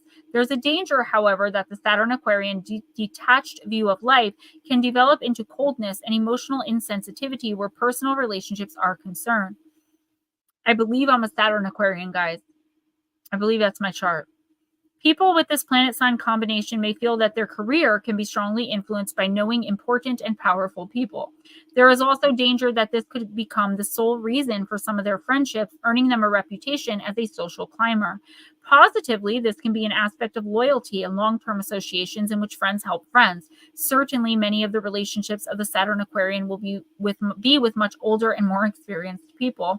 When this card is selected in a reading, it can indicate that the questioner is either currently going against expected behavior or would change their fortunes by doing so. Now is the time to forget what others will think. Work with technology, such as computers, revolutionary or unusual group activities, a powerful or influential friend, a radical decision. Smoochie, stop, or I'm going to delete your comments. Not you. And not because of anything with YouTube, but because you are a good friend of mine and I care about you. And I don't want to hear you say those things. And putting them out there is going to manifest it. I know you do. I know, baby. I do too. I wish we lived closer. I wish I lived closer to all of you. But Smoochie, you're one of the people that I feel like we would be doing a lot of hugging. Okay, you can't, Smoochie, you can't say that. Can't say that, babe. All right, Miss Lara. Sorry, I got a little sidetracked there. Smoochie, stop saying that in my chat. You're going to get me in trouble.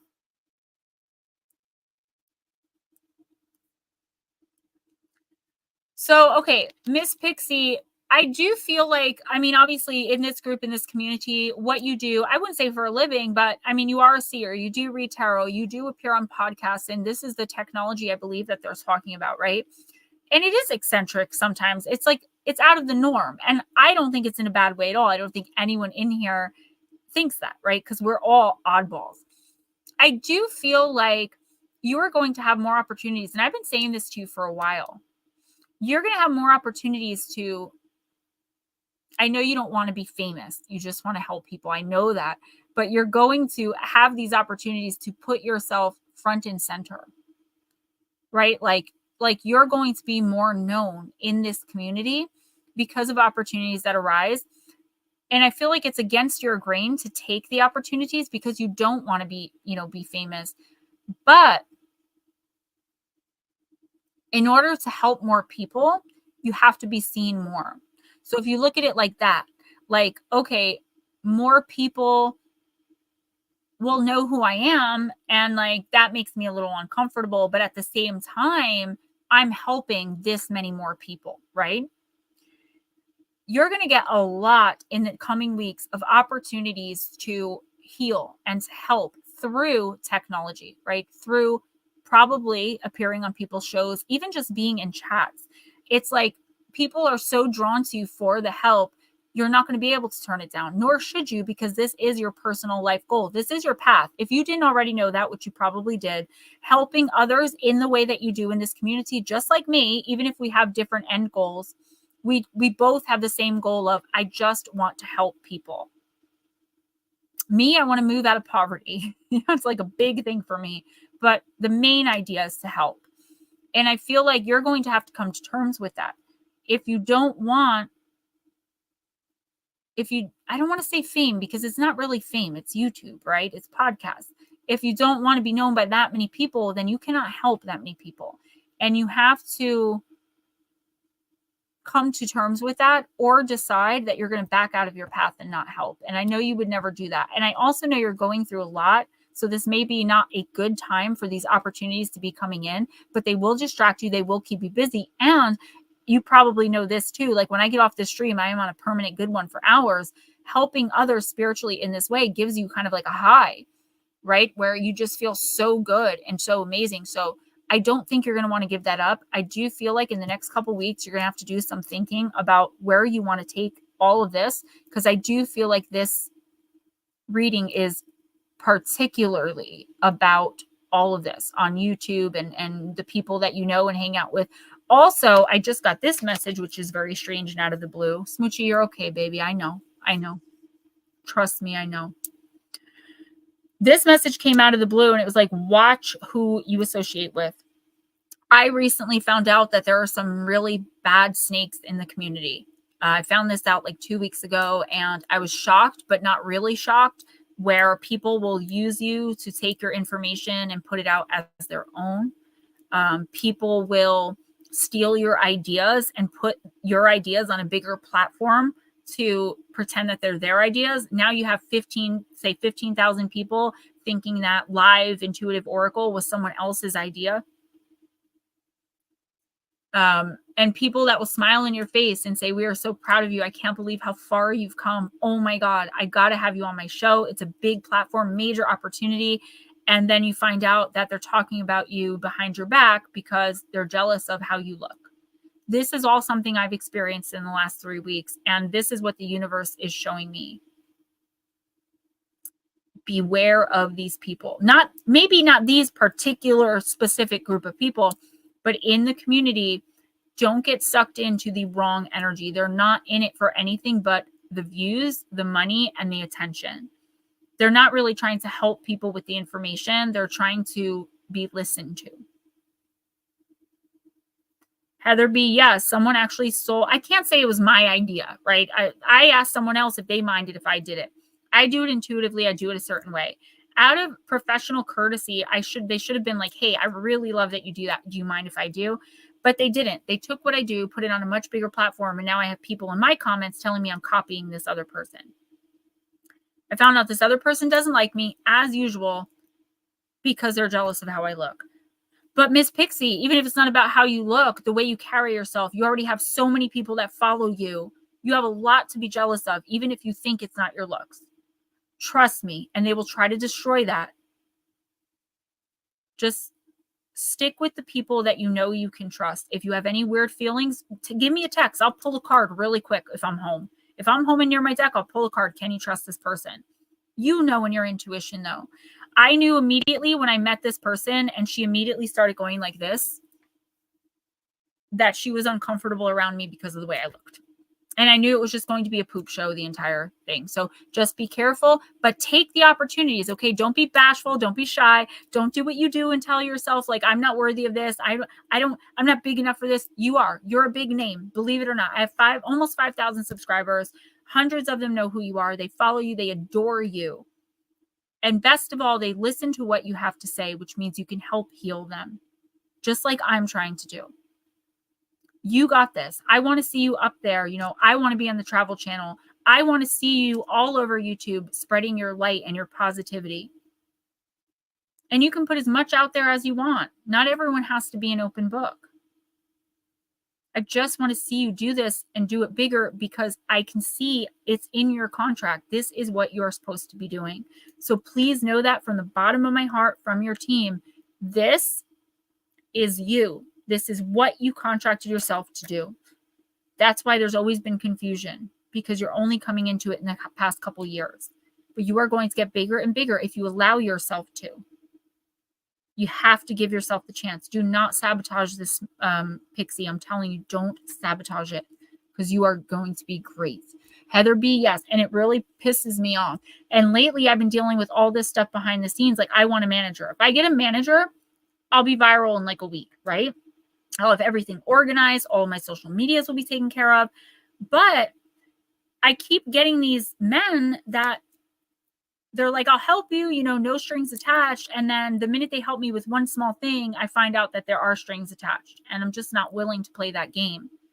So it's harder for me. And I'm not, I mean, it's how I look. It's harder for me now because of how I look. Women, most of them don't want to interview me because of how I look. Men don't want to help me unless I'm willing to do something I'm not willing to do. 4 years and I have not even 5,000 subs. Good night, Mark. Love you. Yes, Anna and Laura, just because I'm not in the stream, I watch every stream at some point afterwards. And I've never left one of your streams feeling worse. And that's my goal here. I want everyone to feel better when they leave here, even if their reading isn't so great, because of the energy of the room. Who's next? Sorry, but rant over. Sorry, guys.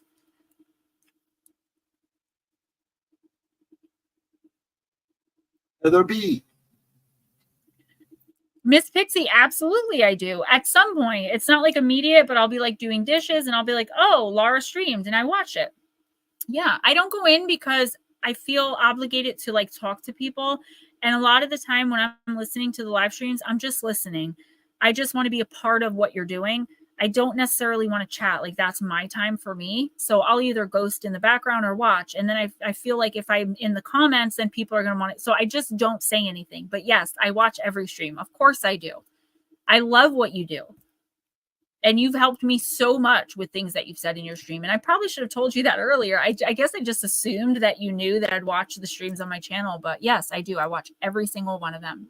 And I like every single one of them. I'm sorry, you did say it, but it went right through me. Heather B. Heather B. I'm going to use the Myths and Mermaids. It's calling to you, Miss Heather. I appreciate you. You do me a big favor on my channel. You bring people in. Like, that's huge. You don't have to do that. And we talked about this behind the scenes. It's not something you have to do. You do it because you want to help people. And you end up helping me with views and donations. I don't pay you. I wish I could. I would love to get to a point where I could be like, okay, you do the stream twice a month. I'll give you like $200. And I will get there. But by then, you'll have moved way beyond me. I know you will. And I want you to. You deserve it. You really do. I don't think so many of you in here realize how beautiful you really are on the inside and on the outside. Beauty on the inside is everything, guys. You get old, you lose your looks. Then what's left if that's all you ever had? We have to look inward, seriously. And I'm learning that because the major thing the trolls talk about is how old and ugly I am.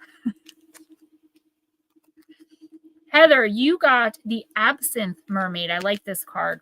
Card number 26. Ooh, green's my favorite color. This is a beautiful card. It's one of the side cards, so I can't tell if it's upwards or reverse, so I'm going to read both. Heather B, absolutely. And I think as we get older, we understand that, right? Like, I've never in my life been in it for looks. I was always, like, people always thought I was weird for that. But because I could see the inside, like, looks help, of course. You don't want to be with someone that you're not physically able to, like, touch and tolerate.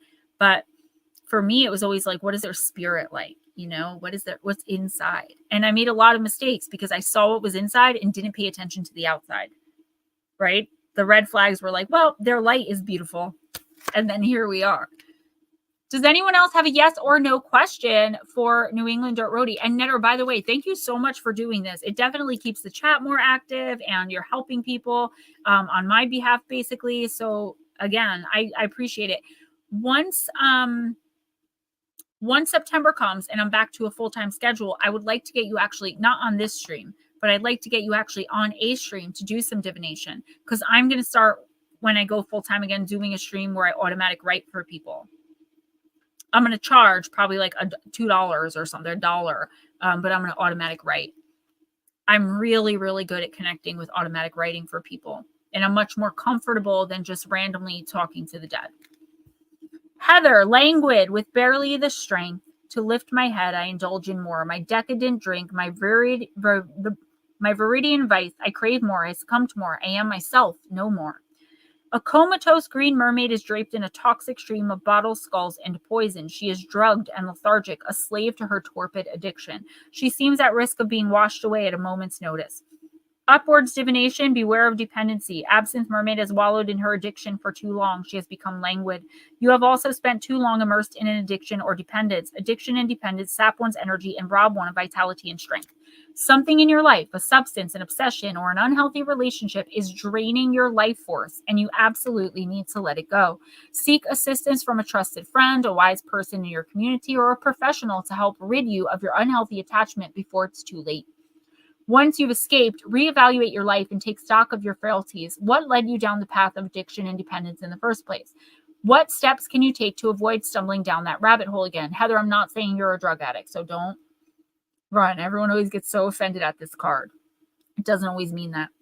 The antithesis to that, so the shadow, would be your commitment is required. You need to commit in more areas of your life. Settle down for the long term. Stop renting and borrowing what you can purchase. Stop wavering between choices. Pick your favorite, run with it, and never look back.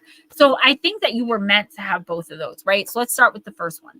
It doesn't mean you're an addict. If you are, most addicts know it's a problem. I'm not going to harp. I don't think you are, though. You seem pretty level-headed. I do feel like there's two things here. I think I said that already. There's three things, actually. So the first one is someone around you has an addiction. They definitely do. An addiction, a bad habit, a compulsion, habit hang up, like they're in it.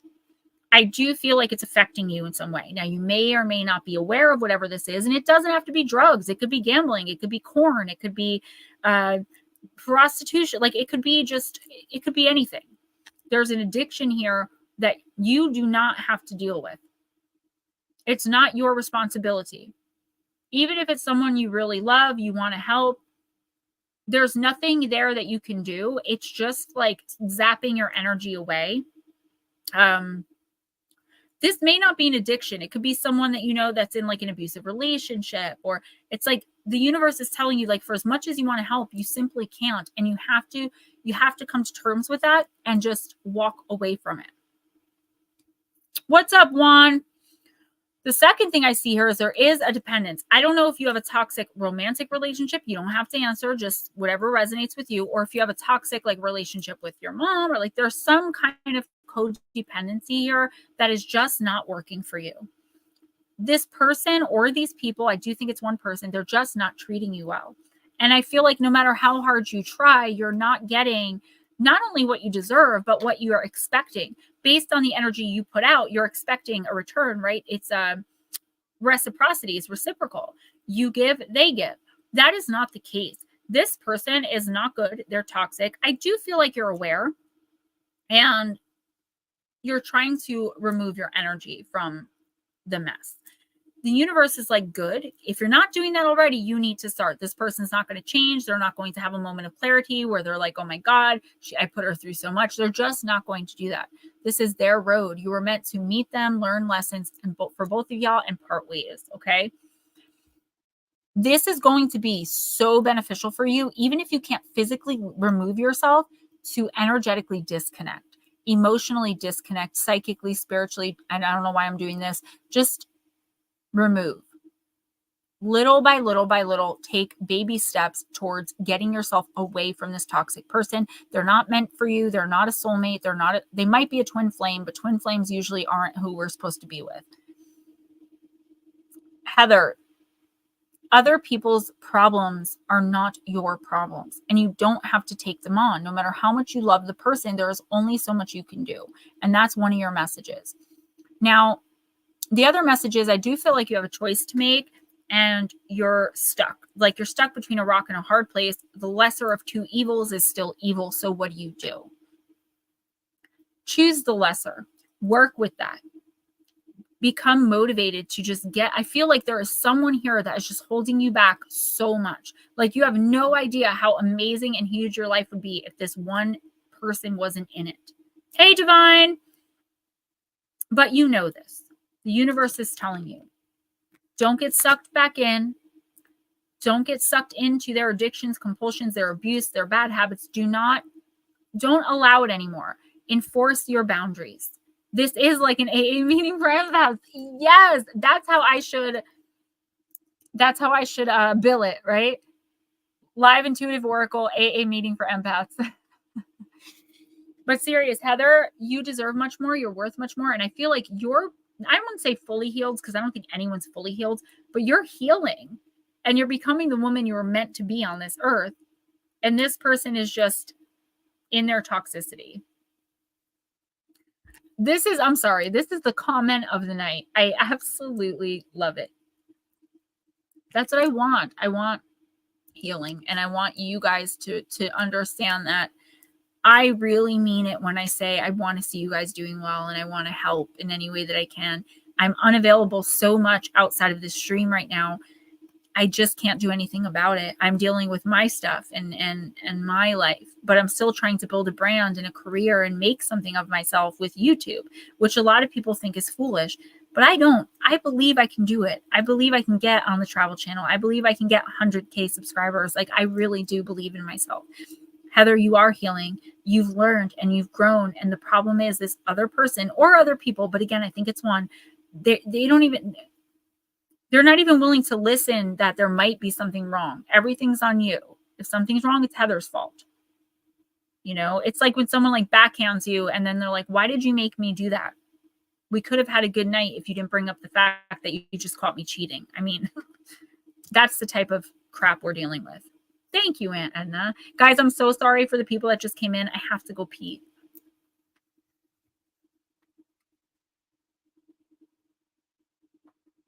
Divine, we'll do you next, then Smoochie, and then she's got, I don't know how many timestamps she's got. She's got one for sure. So I hope everybody has a good weekend.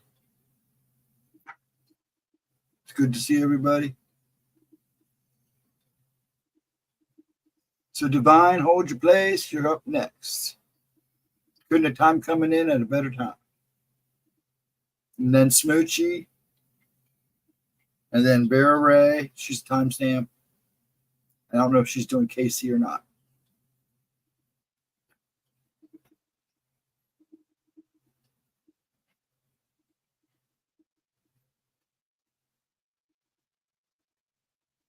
I had a question for you, New England, but I ain't going to ask it here. I'm going to try. I may go to a concert with my daughter. She can't get nobody to go with her. I'm not a country music fan, but for her, I'd go.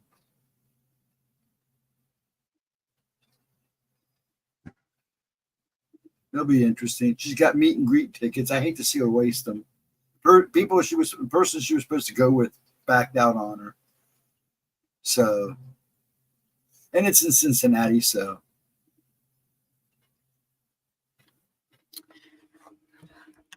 Hey, Divine is next. You guys are so amazing. I mean, thank you so much. And you know what? You guys believing in me, like when you guys say that or think that, or like you watch me, that does put that out into the energy and it does reach me. It comes to me. That's what I say when I'm like, send energy out. Those positive thoughts, they will reach the person and the person will feel them. A good heart This man, I swear, like, he's going to get mad at me, but like, he's literally a saint. I've never met anyone like Ghost Dragons in my entire life. Never. I've never met anyone like this man. You guys have an idea, but you really have no idea. Thank you guys so much. Ron, thank you. Now I'm going to blush. You guys are sweet though. Like, you have to believe in yourself, right? You have to get to a point where you're like, I can either listen to everybody else or all of these people who are saying you can't do it. What are these people doing? And that's what my mentor taught me. Thank you, Heather. That's so sweet. So awesome. My mentor was like, don't take advice or listen to, involving your career, anyone who, like, what are they doing? If they're criticizing you, what are they doing? Like, once his mother-in-law criticized his book or something, it was a New York Times bestseller. That's huge. That's millions of dollars, or $1 million at least. And he said he stood up and he was like, then you write it. Right in his mother-in-law's face, because he just got so tired of everyone telling him that his writing, like, it's stupid, it's never going to get you anywhere, you know, and finally he just snapped. And he's like, I realized this person wasn't doing anything with her life. She was just criticizing what everyone else was doing. Heather, you are amazing. Thank you so much. Yeah, that's so cool. Getting like all nervous here. Divine, I'm going to use Delano 8. Smoochie, you can't say that.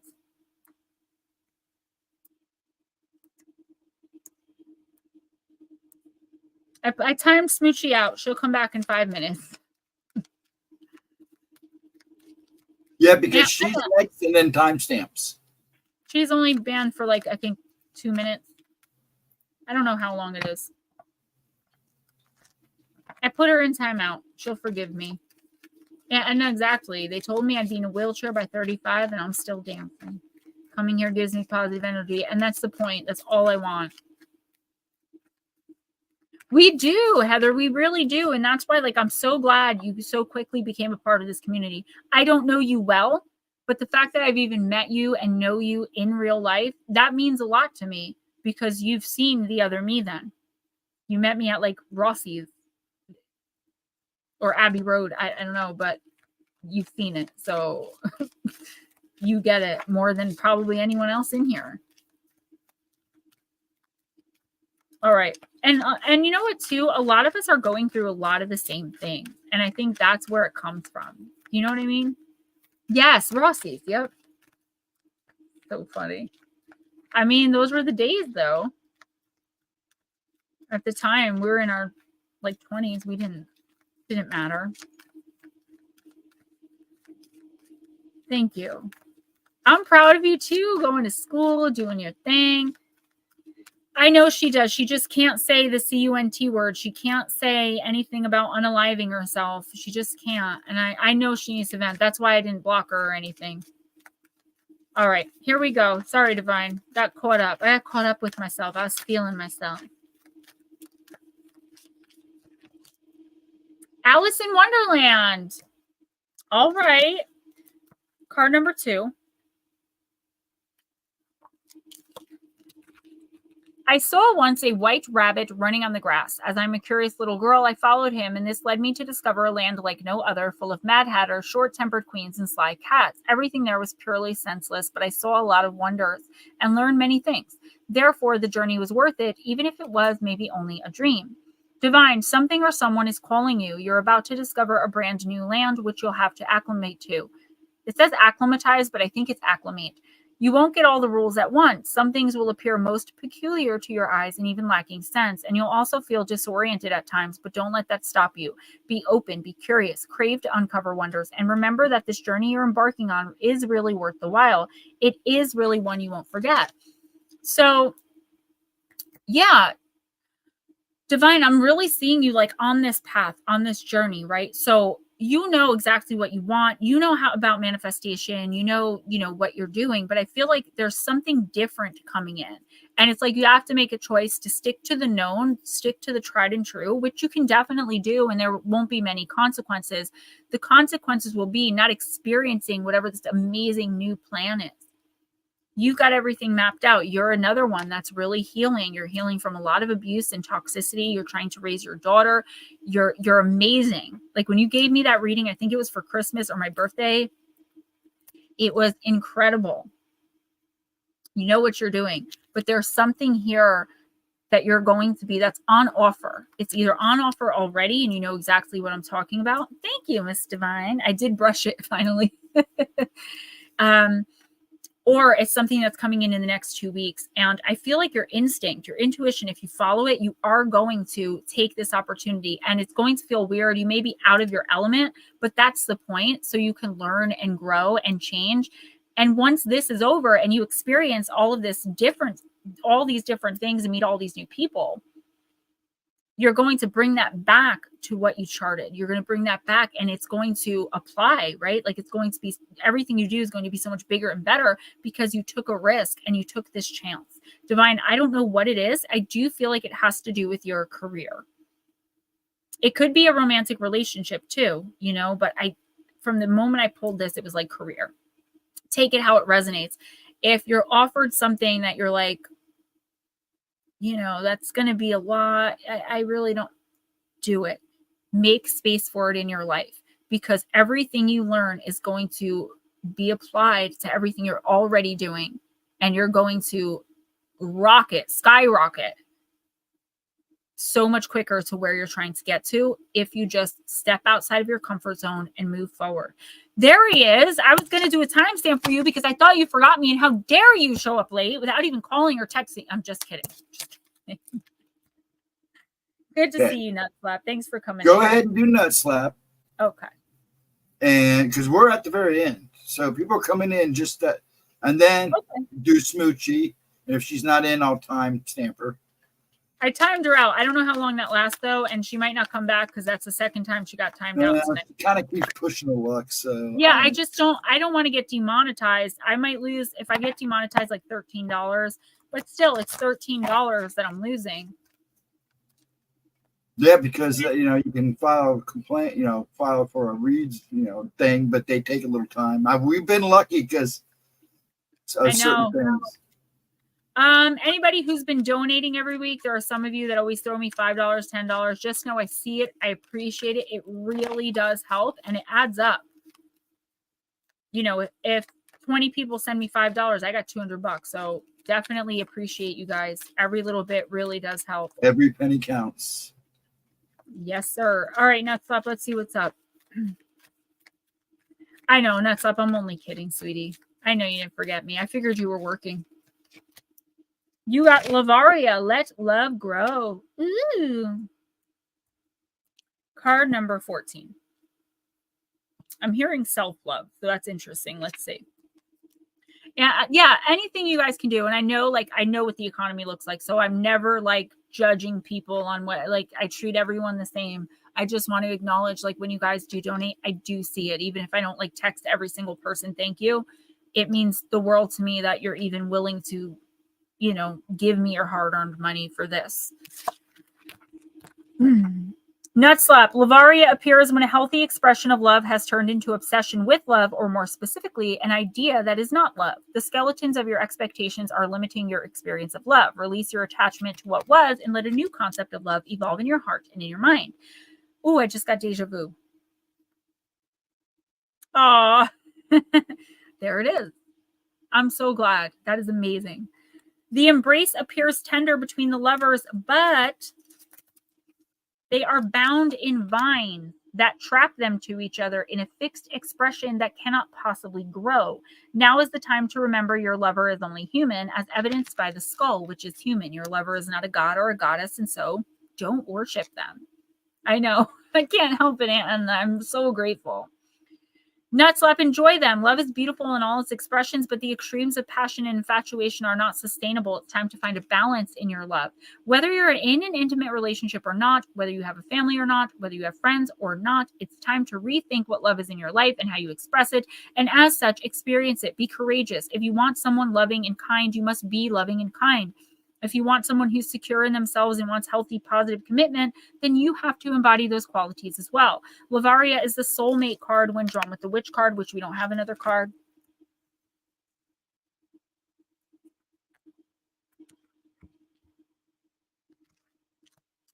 Lavaria is the soulmate card when drawn with the witch card. If you're wondering if the object of your desire is the best reflection of you, the witch says it is. And that can be anything you desire to experience love with: lover, job, home, holiday, animal, companion. So even before I drew the witch, I was going to tell you that there's a soulmate coming in. And I know you probably don't believe me, or like, Gemma, I never go anywhere. I don't have any time. I always end up with, people that are losery. Yeah, there is someone coming in. There is love coming into your life. Nutslap. I don't know if it's the next week or two, but definitely within the next 3 to 6 months. And I'm hearing 6 months. I don't know why they'd be forewarning you of something that's going to happen in 6 months. I feel like the person is coming in very soon, and you're going to learn something about love with this person, something you never expected. This person is coming out of the clear blue sky, but there is an immediate attraction. I feel like you do have a lot of issues because of how you've been treated and maybe how you've treated others in past relationships. And the universe is saying, don't bring any of that into your new relationship. Smoochie, I'll answer you in a second. Oh, Blue's here. 6 hours. It's like, make sure that you're not. Thank you, Divine. Make sure that you're. Sorry, I'm so distracted.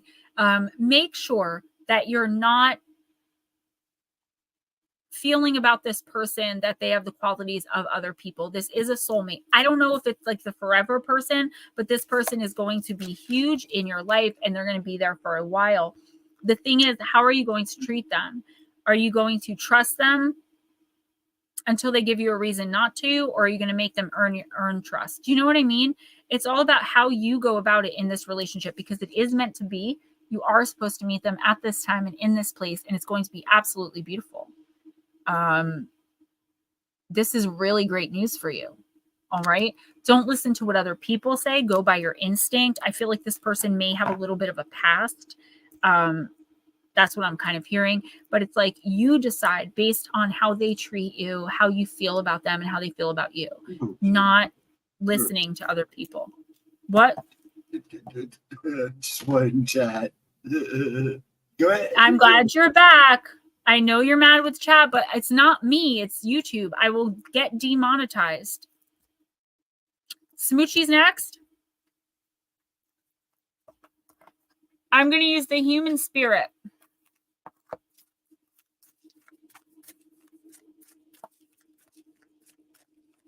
Nutslap. Yeah, I know. You are very sweet. No, we can see you, Smoochie. Tell Donna I said hello. I can't wait to meet her. No, you are really good, but I do feel, Nutslap, if I'm being honest, that you're pretty jaded. Not like in a bad way. You're not mean or cruel. I just feel like you definitely don't want to trust someone that just came into your life, right? Like, even in a romantic relationship, even if they didn't do anything wrong, you're still going to be kind of leery of them, or weary, whatever, however it's said. And the universe is telling you, don't do that. Gemma Jade. Yes, exactly. I love you too, Nutslap. Don't stop coming in just because you're in love, okay? All right, Smoochie, you got life of the party in the reverse. Card number 39.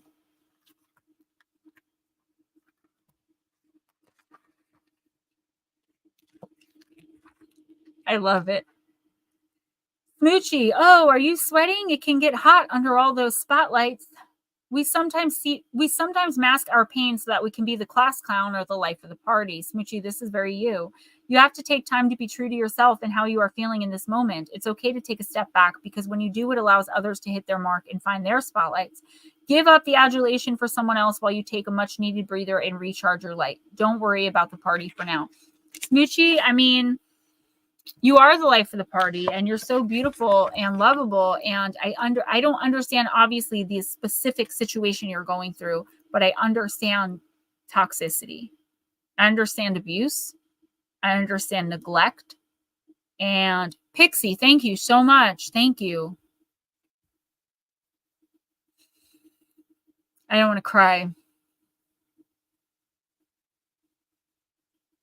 I understand the pain of what you're dealing with.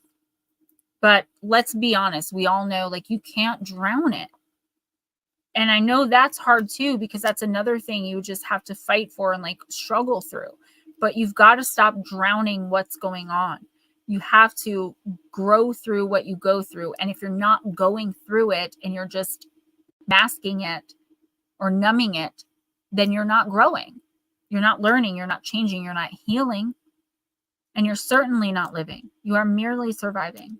And it's not your fault the way you're being treated, but it is in your control how you're responding and reacting to it. It's not easy. It's lonely, and it's terrible when you have to detach from the person you love the most under the same roof. When all you want is to run to them and hold them and have them tell you you're beautiful and they love you and they're sorry, and all you get is a grunt while you're sitting at the dinner table that you just took 8 hours to prepare. But you can't drown it. You have to face it. You have to feel it. You have to learn from it. And eventually, Smoochie, you are going to want to move on. This is dangerous because I see you getting very sick because of how you're reacting and responding to abuse.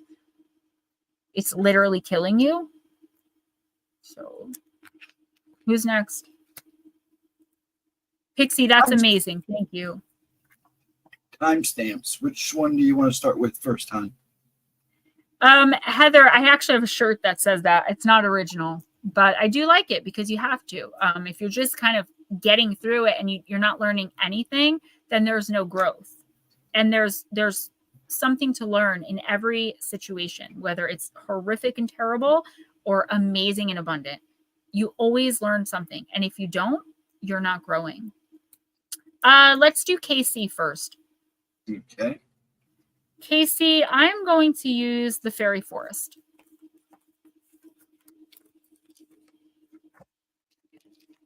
Who else do we have? You want to do Ashley?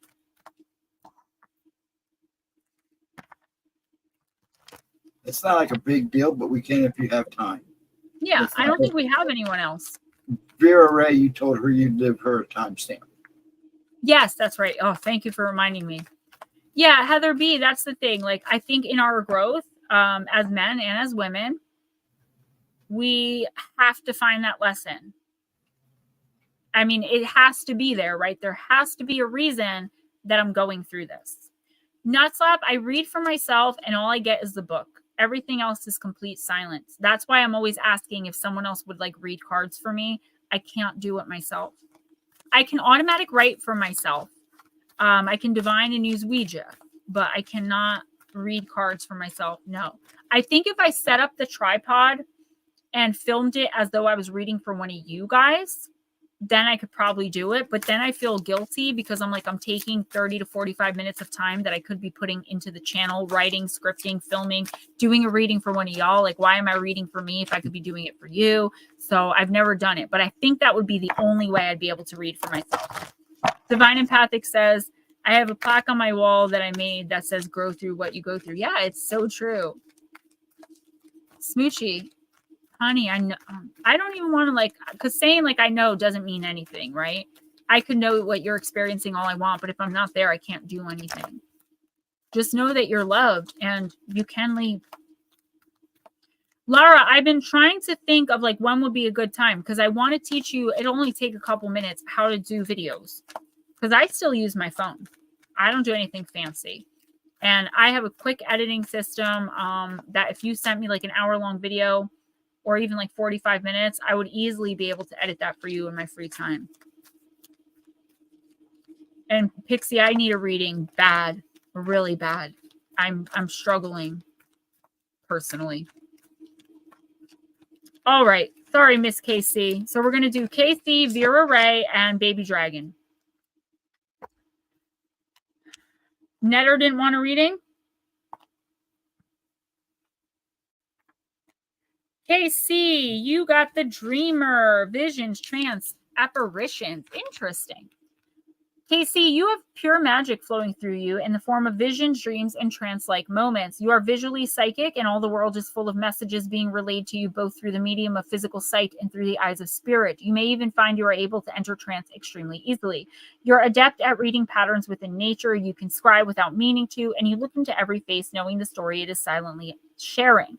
One glance gives you information about the person or place you're with or within. That's definitely me.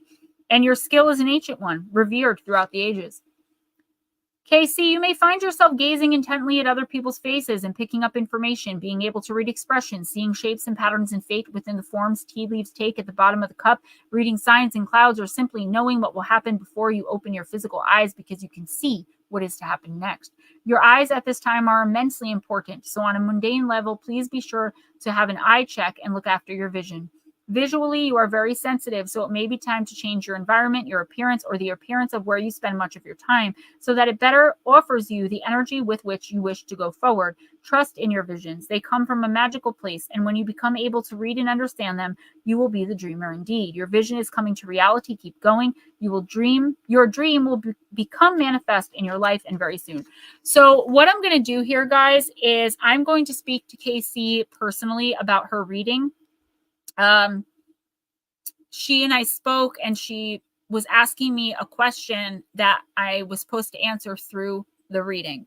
I've answered the question for myself, but I was asked not to put it publicly. So she is a seer. She is an empath. She's a Pisces sun. She definitely has these abilities inside of her, but I don't think she realizes yet that they've activated.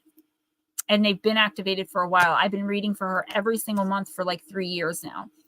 So I'm going to keep this private, and we'll move on to Vera Ray. Vera Ray, let's do energy and spirit.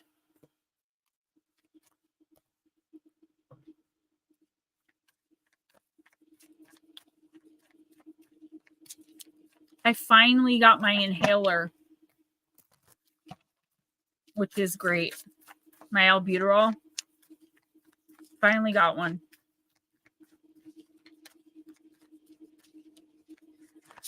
Smoochie, are you like really far behind? All right, Vera. Yeah, I'm not allowed to say the other way. Corn and grape. Vera, you got Archangel or Archangel Zadkiel. Card number 21, self-acceptance, compassion, and forgiveness in the reverse position.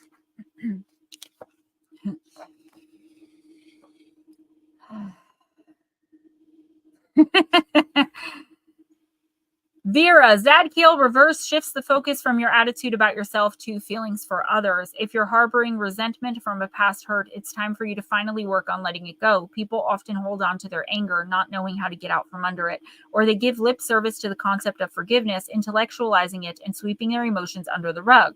Real forgiveness requires consistently releasing the difficult emotions, either by journaling or by talking to a friend or therapist. In time, there will be no more emotional content to the memories. Vera, only then will you feel truly free to forgive, and there will be nothing but that binds you to the person or to the experience.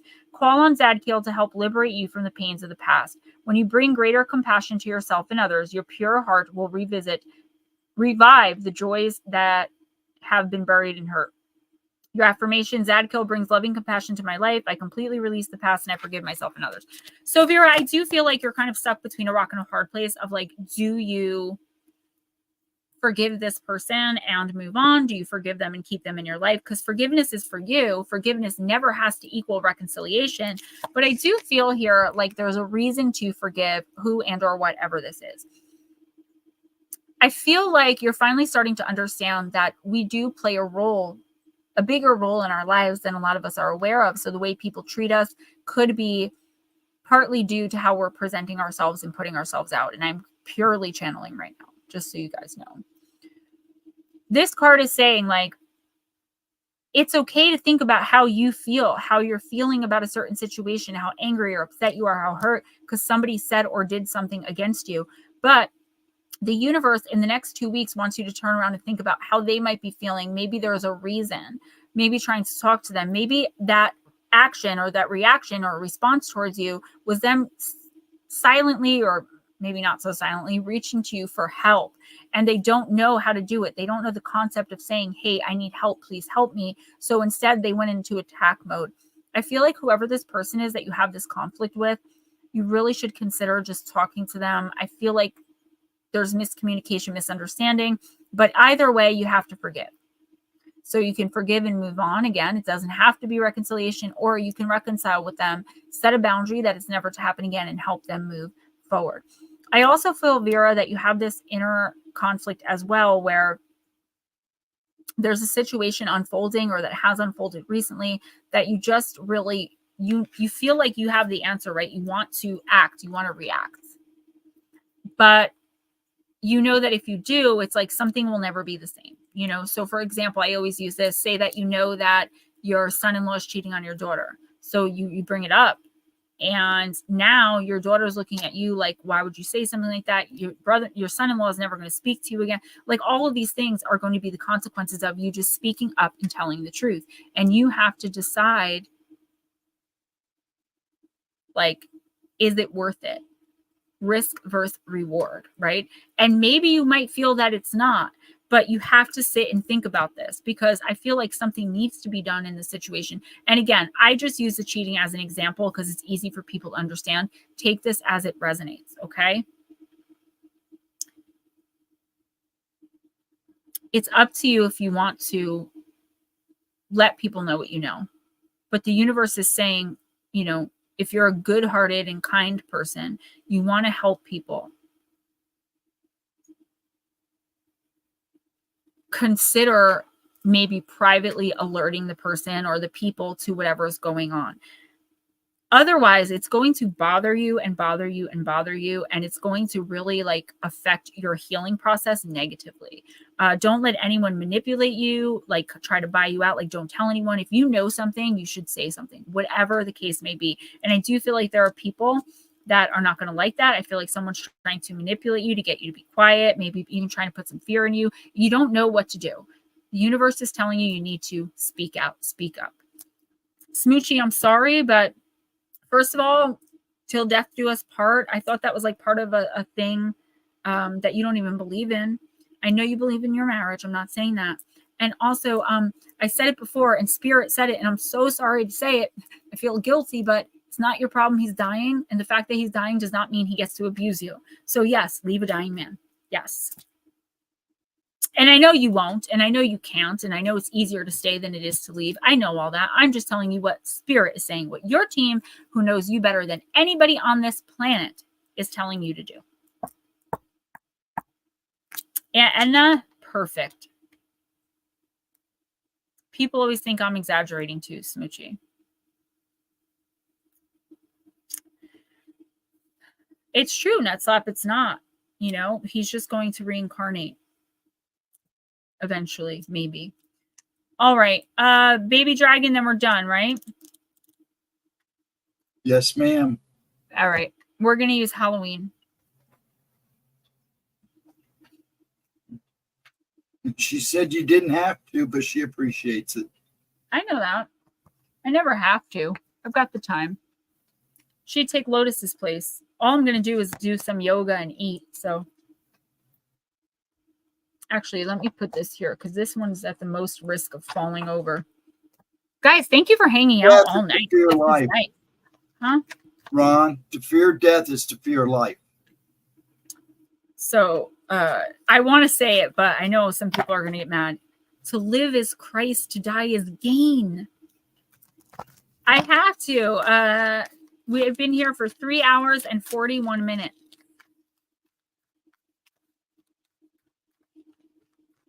NEDR, do you want a reading before I go? I'm telling you guys, I'm saving up to join that country club. And when I do, I'm going to do so many TikToks and YouTubes from it. RJ and I could have so much fun. We can go there whenever we wanted. It would be, oh, I'm so excited. You ever just have like a small dream, like a small goal? This is mine. I'm doing it.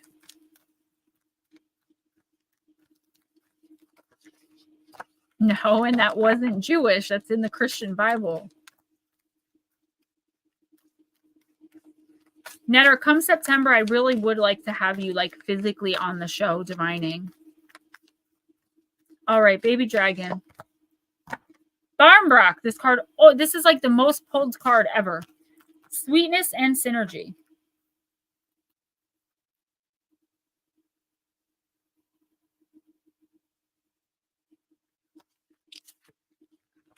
A pea, a cloth, a coin, a ring, and stick. Within a loaf of speckled sweetness, slice it and eat it. A glimpse of my fate's completeness. Not quite a cake and not quite a bread. Barnbrock is a sweet loaf, larger than a typical bread loaf, baked with flour, sugar, salt, and dried fruits such as raisins. The making of Barnbrock is an Irish tradition that still stands around Samhain Halloween. The person baking the loaf would be sure to set the intention for love, truth, and synergy whilst preparing it. Inside the dough, a number of special objects are hidden and baked into the loaf. The objects are used as a kind of random oracle. Each one has a particular meaning which represents the fate of the person who found it in their slice. The traditional objects include a coin, a pea, a stick, a ring, and a small piece of cloth like muslin. Some other additions made in more modern times were religious metals. Should your slice of brack contain a coin, this would indicate prosperity and good luck. The pea unfortunately meant that no marriage would occur for you that year, yet finding the ring meant a marriage was certain. The stick, to be avoided at all costs, indicated disputes and unhappiness, and finding the cloth meant bad luck and little money ahead. When you pull the Barnbrock card, it indicates a curiosity to know what's ahead, but it's important to balance that with the now. After all, we have the tools to change our future should we choose. The sweet synergy of Barnbrock, all the ingredients, including the objects, are more complete and powerful when put together than they are individually, should encourage you to seek your own quote-unquote sweet spot. All right. Ashley, I feel like you need more fun in your life. That's the first thing I'm hearing, and I have no idea what that has to do with this card, but that's just what I'm saying. Oh, no, it wasn't Action Park. That's what I was talking about. I was like, if I join this club, RJ and I can go all the time and just swim and go in the sauna and play in the game room. And like, it's so close. It's an Uber away. And if I pay for the, what's it called? The membership, then RJ's free and I can just go whenever I want. They have a gym. Like, it's so amazing there. It's a place called Crystal Springs Mineral Spa, but it had a, what's it called? One of those, like a water park, but it's not a water park, a water play station for RJ. They had 2 jacuzzis, 2 like really cold ice tubs. They had a very warm heated pool. They had a cold pool. They had another pool in the back. They had the falls. One of the pools had a cave in it that you can go in and sit. It was the most amazing thing. So I made a deal with myself that I'm going to save up to get that membership because they're open year round. All right. Yeah, it wasn't Action Park, but it was where Action Park used to be. So that's funny that you actually said that because it used to be Action Park. Ashley, I'm so sorry. You need more fun in your life. You need to do more things for you, okay? And this might be off card, but this is exactly what I'm hearing. You're focused on your family and on your loved ones. That is great. You are an amazing person and you do so much. And I feel like maybe you are underappreciated right now, but you're okay with that because you know that you're doing the right thing, right? It's like righteous. However, you're not incorporating yourself into your own life. Your life is passing you by as you do for others and do for others and do for others. What are you doing for you? Yes, doing for others has amazing rewards, especially raising your children, caring for your significant other when they care for you the right way, and growing and learning and changing. But what are you doing for your fun? What are you doing to make yourself feel good outside of helping everyone else? The universe is telling you in the next 2 weeks, please take some time out. If it's fun for you to swim, go to a public pool or go to a lake. If it's fun for you to walk through the woods, go on a hike. This is time you need for yourself. If you want to dance in the dang rain, go and do it. You cannot always be all things to all people all the time without refilling your cup. Because when you're all things to all people at all times, it's sip, sip, sip, chug, chug, chug, and then nobody's there to refill. You have to refill you. And the time is now because you are going to have, I don't want to say a breakdown because you're not going to like lose it, but you are going to have like an energetic, physical, I can't do this anymore stuck spot if you do not start incorporating fun into your life, girl. And stop taking what mean, cruel, cold-hearted, narcissistic, toxic people say to the heart. You know who you are on the inside. You know your intentions. You know what you're worth. And I hope you do know all those things. And if you don't, start learning, because you are amazing and incredible. You deserve abundance. And anyone who tells you anything different should not be anywhere near you. I'm going to have to check that out, NEDR. By the way, guys, I love you all so much. It's been 3 hours and 47 minutes. This is amazing. Had such a great time. I'm going to go do some yoga and maybe make myself a milkshake. But you guys are the actual best. Have a great weekend. I'll see you guys next week. I'll see you Thursday in the pre-recorded when we talk about the Yuba County 5. Guys, please purchase my books. Donate through PayPal and Cash App. I get it immediately. I really want to stress that if you can. If you can't, it is what it is. I love you all anyway. Thank you guys so much for everyone who helped make, you know, my son's birthday and my mom's birthday so special. You guys are so amazing. It's a lot. It's like $400, but I have a big change jar that I've been saving for like a year, just all my change. So maybe if I cash it in, I might have the money. I love you guys. Reach out if you need anything, and I will definitely see you next week. Don't forget to check out the shorts. Even if you're not on TikTok, YouTube shorts, please, makes a huge difference for the whole shebang. Like to go all the time. No, and then I just go like for free. And since RJ's 6, we said he was 5 and under is free. So I would be able to bring him and not have to pay. So if I brought 2 other guests, like adult guests, they would have to pay $35 each. But just for me and RJ to Uber there, it would just cost the Uber. It's pretty exciting. I am too, Heather. I'm glad when you guys come in, even when you come in late. It's just the energy. It makes everything so amazing. And I just, yeah, I don't want to say goodbye, but I have to. I'm starving. Have a great night, guys. Reach out if you need anything at all. And I'll see you on Thursday in the pre-recorded, and I'll see you next Friday in this stream.